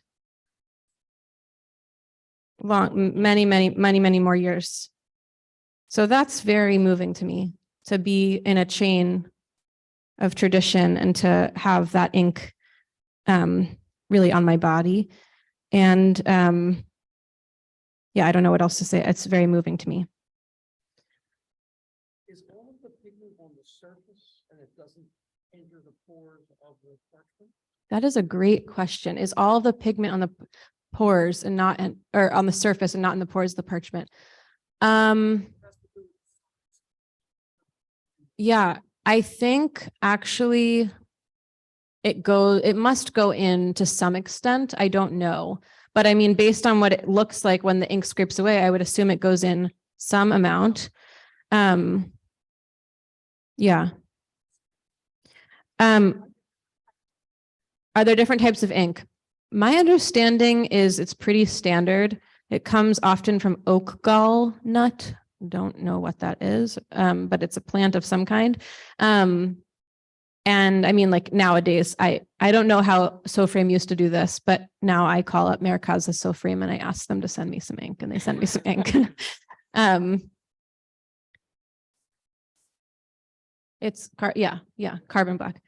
Okay, so I will take more questions, but I just I think the place that I want to like at least officially close, and I'm happy to answer the many questions as there are.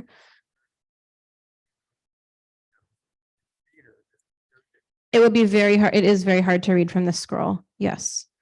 There's so many more things that I want to tell you, but I want to tell you about what to do when you make a mistake, about how you erase. I want to,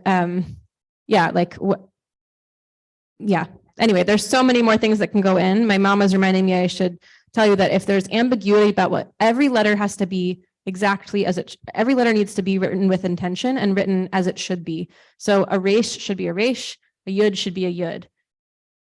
If we're not sure if a resh is a resh or if the resh is a yud, it's important not only because it would potentially confuse a reader, but because if the letter is not what it actually is, it's not really a resh, and then it's not kosher. It's not actually saying that word, and it's not, the Torah isn't set, right? So what do we do if there's ambiguity? If a scribe's writing and we can't decide, is this a resh or is this a yud or is this a chaf or is this a bet? We go to, the law says that you ask a tinok, you ask a child, presumably because they don't have the ability to discern. You know, they're not going to say, well, it should be like, they're not going to say like, oh, this word is supposed to be hare. They're going to see it as haye or whatever it looks like. So I just think that's amazing. The place that I want to close with you is no bias. Yeah, exactly. The place that I want to close with you, though, is that two things. One, that scrolls must be written by human beings because robots can't set intentions, at least for now, and probably won't ever be able to, or at least I hope not. Otherwise, my job is kaput. But right, a human takes a year and a half to write a scroll if they're writing full time. A computer, as there is one in Germany that has done at a museum, 3 or 4 months, right? It writes, it doesn't have to sleep, it doesn't have to go to the bathroom, it doesn't have bad days, it doesn't make mistakes, and it's perfect in theory. But it doesn't have to ask babies for help, but there's, it's pretty boring, right? There's no distinction, there's no lamed that holds a story of a hard day, and the lamed was shaky, and the scroll gets to hold that story for us. So computers can't set the intention that they're writing for the sake of the sanctity of the scroll. So computers can't write Sifrei Torah. We have to as humans. And it's an obligation for us in every generation to write the scrolls, not only because they eventually become unfit for use, they're beyond repair, but because I think we actually have to we really have to put Torah back in our hands. It's not just something that exists in our hearts and in our minds, but it's something that is actually an embodied practice. And to that end, I want to just say that when we work on a scroll or when we scribe a scroll, that the story of the scribe or the scribes gets infused into those letters. So I recently did a full Torah repair for the Reconstructionist synagogue of the North Shore of Long Island. And the last word that I repaired, I saved for last. I had come across the word neta in the scroll, which is the name of my son. And he came upstairs with me after school in the studio, and I had scraped away the flaking ink, and he held my hand, and we wrote his name together. So that scroll forever, no one is going to know that except for me and their community and you. But that scroll forever holds the story of a little boy writing his name in a Torah scroll with his mother. And that to me is, that is like the pinnacle and the essence of what it is to be a people of the hand, to put our hands collectively and our stories collectively into these ritual objects that we hold so sacred and dear.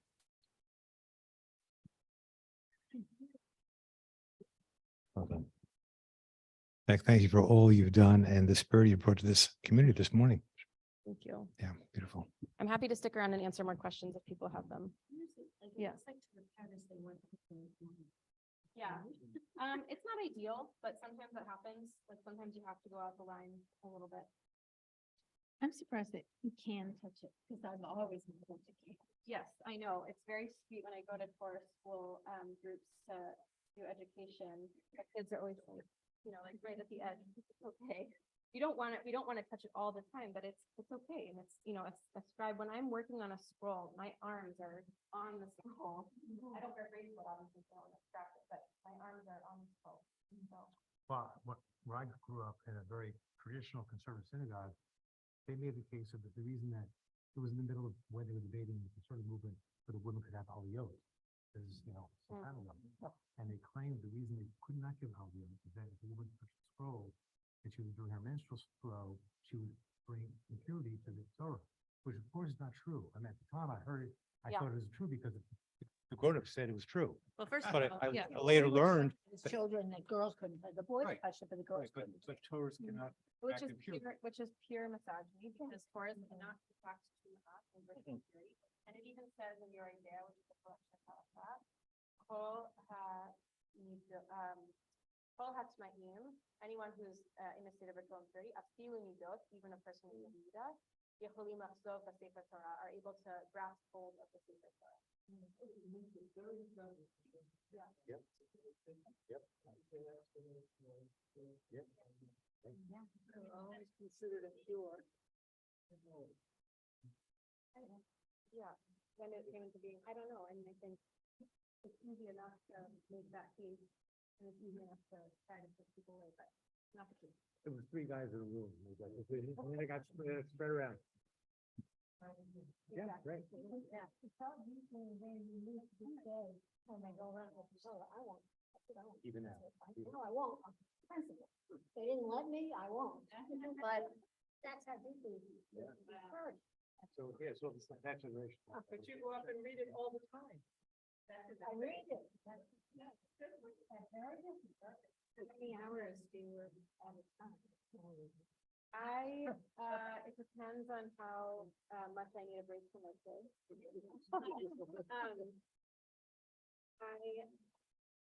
People tend to work for 4 or 5 hours at a clip. I want to actually re-roll this. Yeah, we do. Most of my colleagues and I work with 4 or 5 hours. With this, how much, it depends on who. Yeah, how much you write depends on your training, yeah, so. And if you're writing all the How long does it take for the ink to dry? Good question. 20 minutes or half an hour, but you give it more time than that. Because when you're writing. Well, I'm left-handed.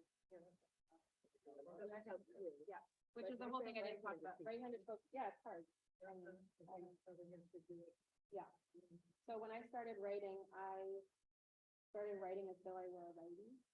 So I'll do it from your perspective. The letter bet, if you're right-handed, you write like this, right? You pull and you come down and you pull again. As a lefty, oh, by the way, you can't push with a quill because the ink will splash. So you have to pull. As a lefty, if I were to try to do it like that, I'd be contorting my wrist, and even actually just doing that like that was painful. So I used to do that, and I got to Jerusalem, and my teacher said to me, you have to learn how to write again, backwards. So I learned to write, I pull down, and I pull. So all of my letters, I write like in a different order.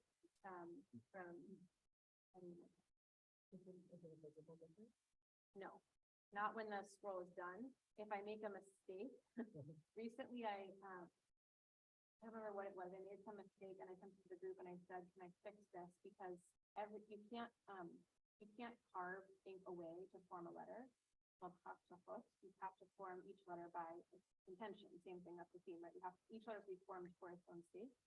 So if I make the line of an aleph and then try to make the foot of the aleph, but the ink sort of joins together, can't carve away that ink to reveal the aleph. I actually have to make that letter totally not kosher, meaning I could just sever the leg so it's now not an aleph and then rewrite it so it's going to be. So can you tell when I sent a photograph of something I said, like a mistake I had made, and I had not finished the letter, and someone said, aha, like a spot of the lefty because the way I had written it, but you can't tell after the fact.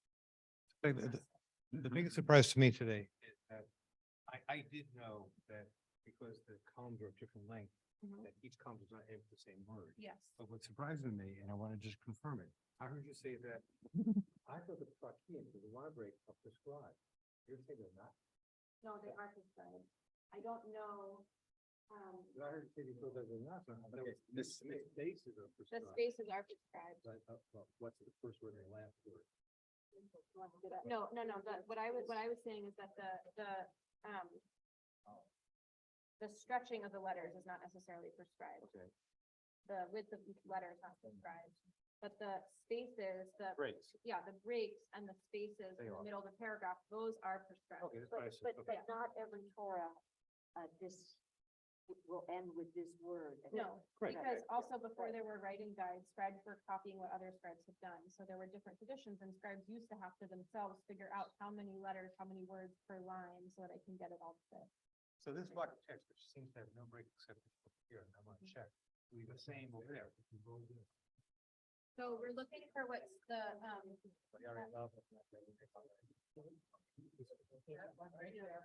whole column with no word. Yeah, but what's the start of the? Is it Vayar? No, that's Sayona. This total. Yeah, it's further this way. There's one.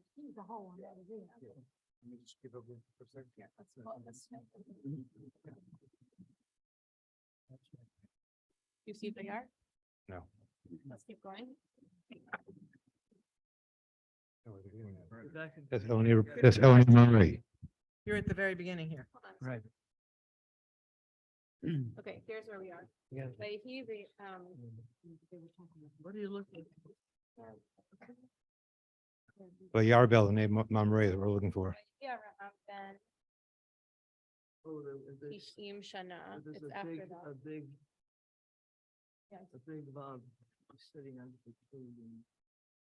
Hold on, no, we're going too far, What's the beginning again? Bayar Elohim, Bayar Elav Adonai. Yeah, no, Nope. No. You're trying to match the top? It doesn't mean not be on the top. It won't but- be It's the gonna top. be on the top Right, because that's of what I'm saying. the width of the keep line. going. Different number of lines. On the top. Yeah, so this is another thing that's tricky is like, people say, you're a scribe, I know where something is in Torah. But the number of lines is Go ridiculous. on. They're not gonna I'll put see it. that place Yeah. in the same place. But there was a big Vav. The big- Vayar Elav, yeah. Yeah, whenever they have those big letters, that is prescribed? Yes.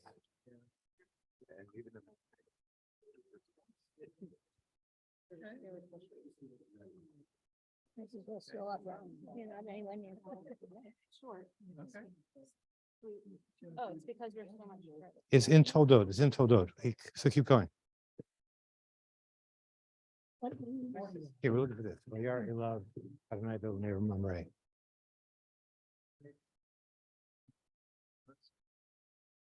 Keep going. Yeah, we're in Toldot. There's Noach now. There's Noach. Okay, but you're not nearly up to it. Gotta go. Keep going.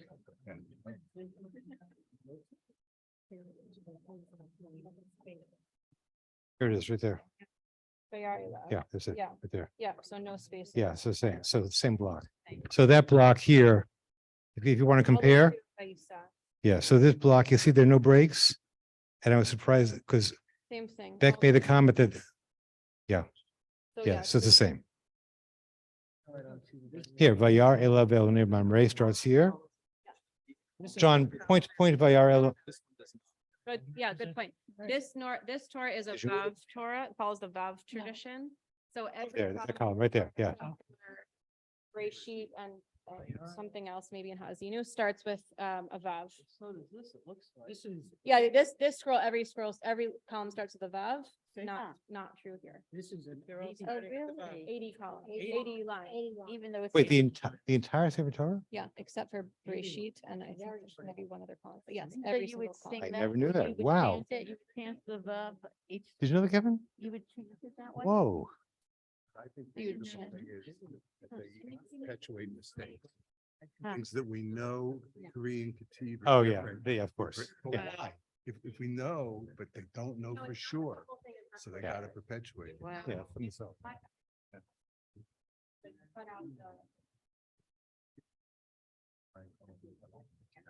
How do you figure it out? The question, well, someone did, and now we have a book. Yeah, yeah. The question is, what if you make a mistake writing the name of God? And is the whole scroll not kosher? I think that's like when kids often say like, you can't make any mistakes because then the whole scroll has to be thrown away.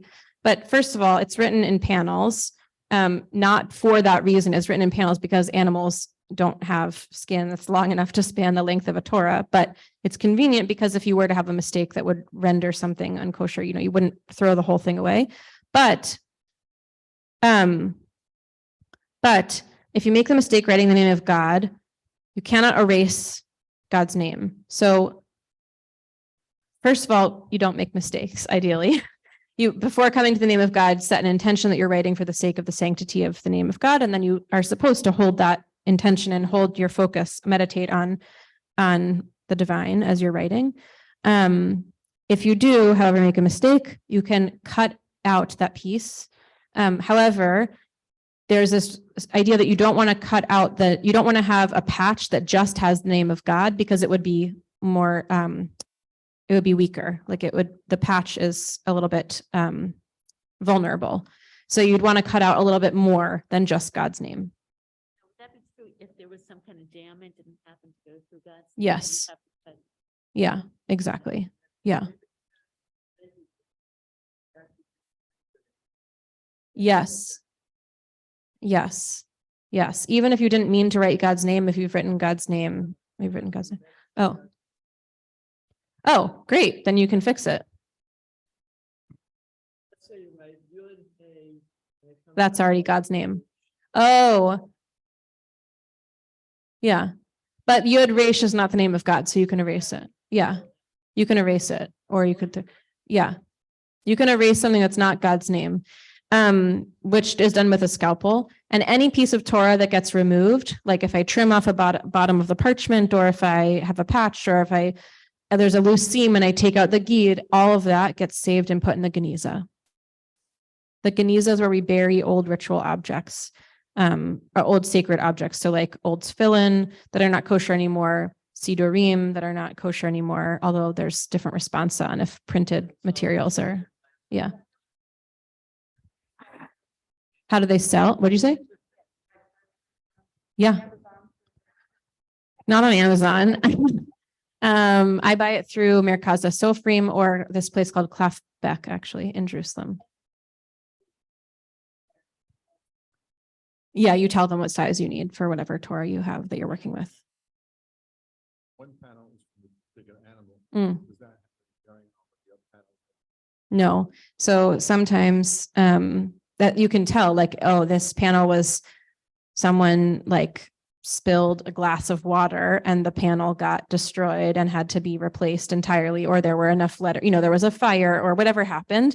You can sometimes tell, like, oh, this was a repair, which I actually think is really incredible to see.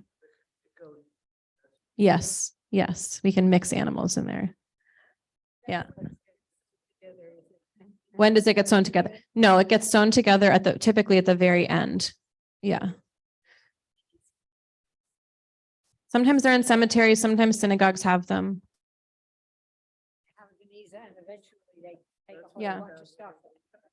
Okay, well, Alla, my sweet Netta, who was very patient, and I do need to get home to him. So I'm going to wrap us up, but yeah, thank you all so much.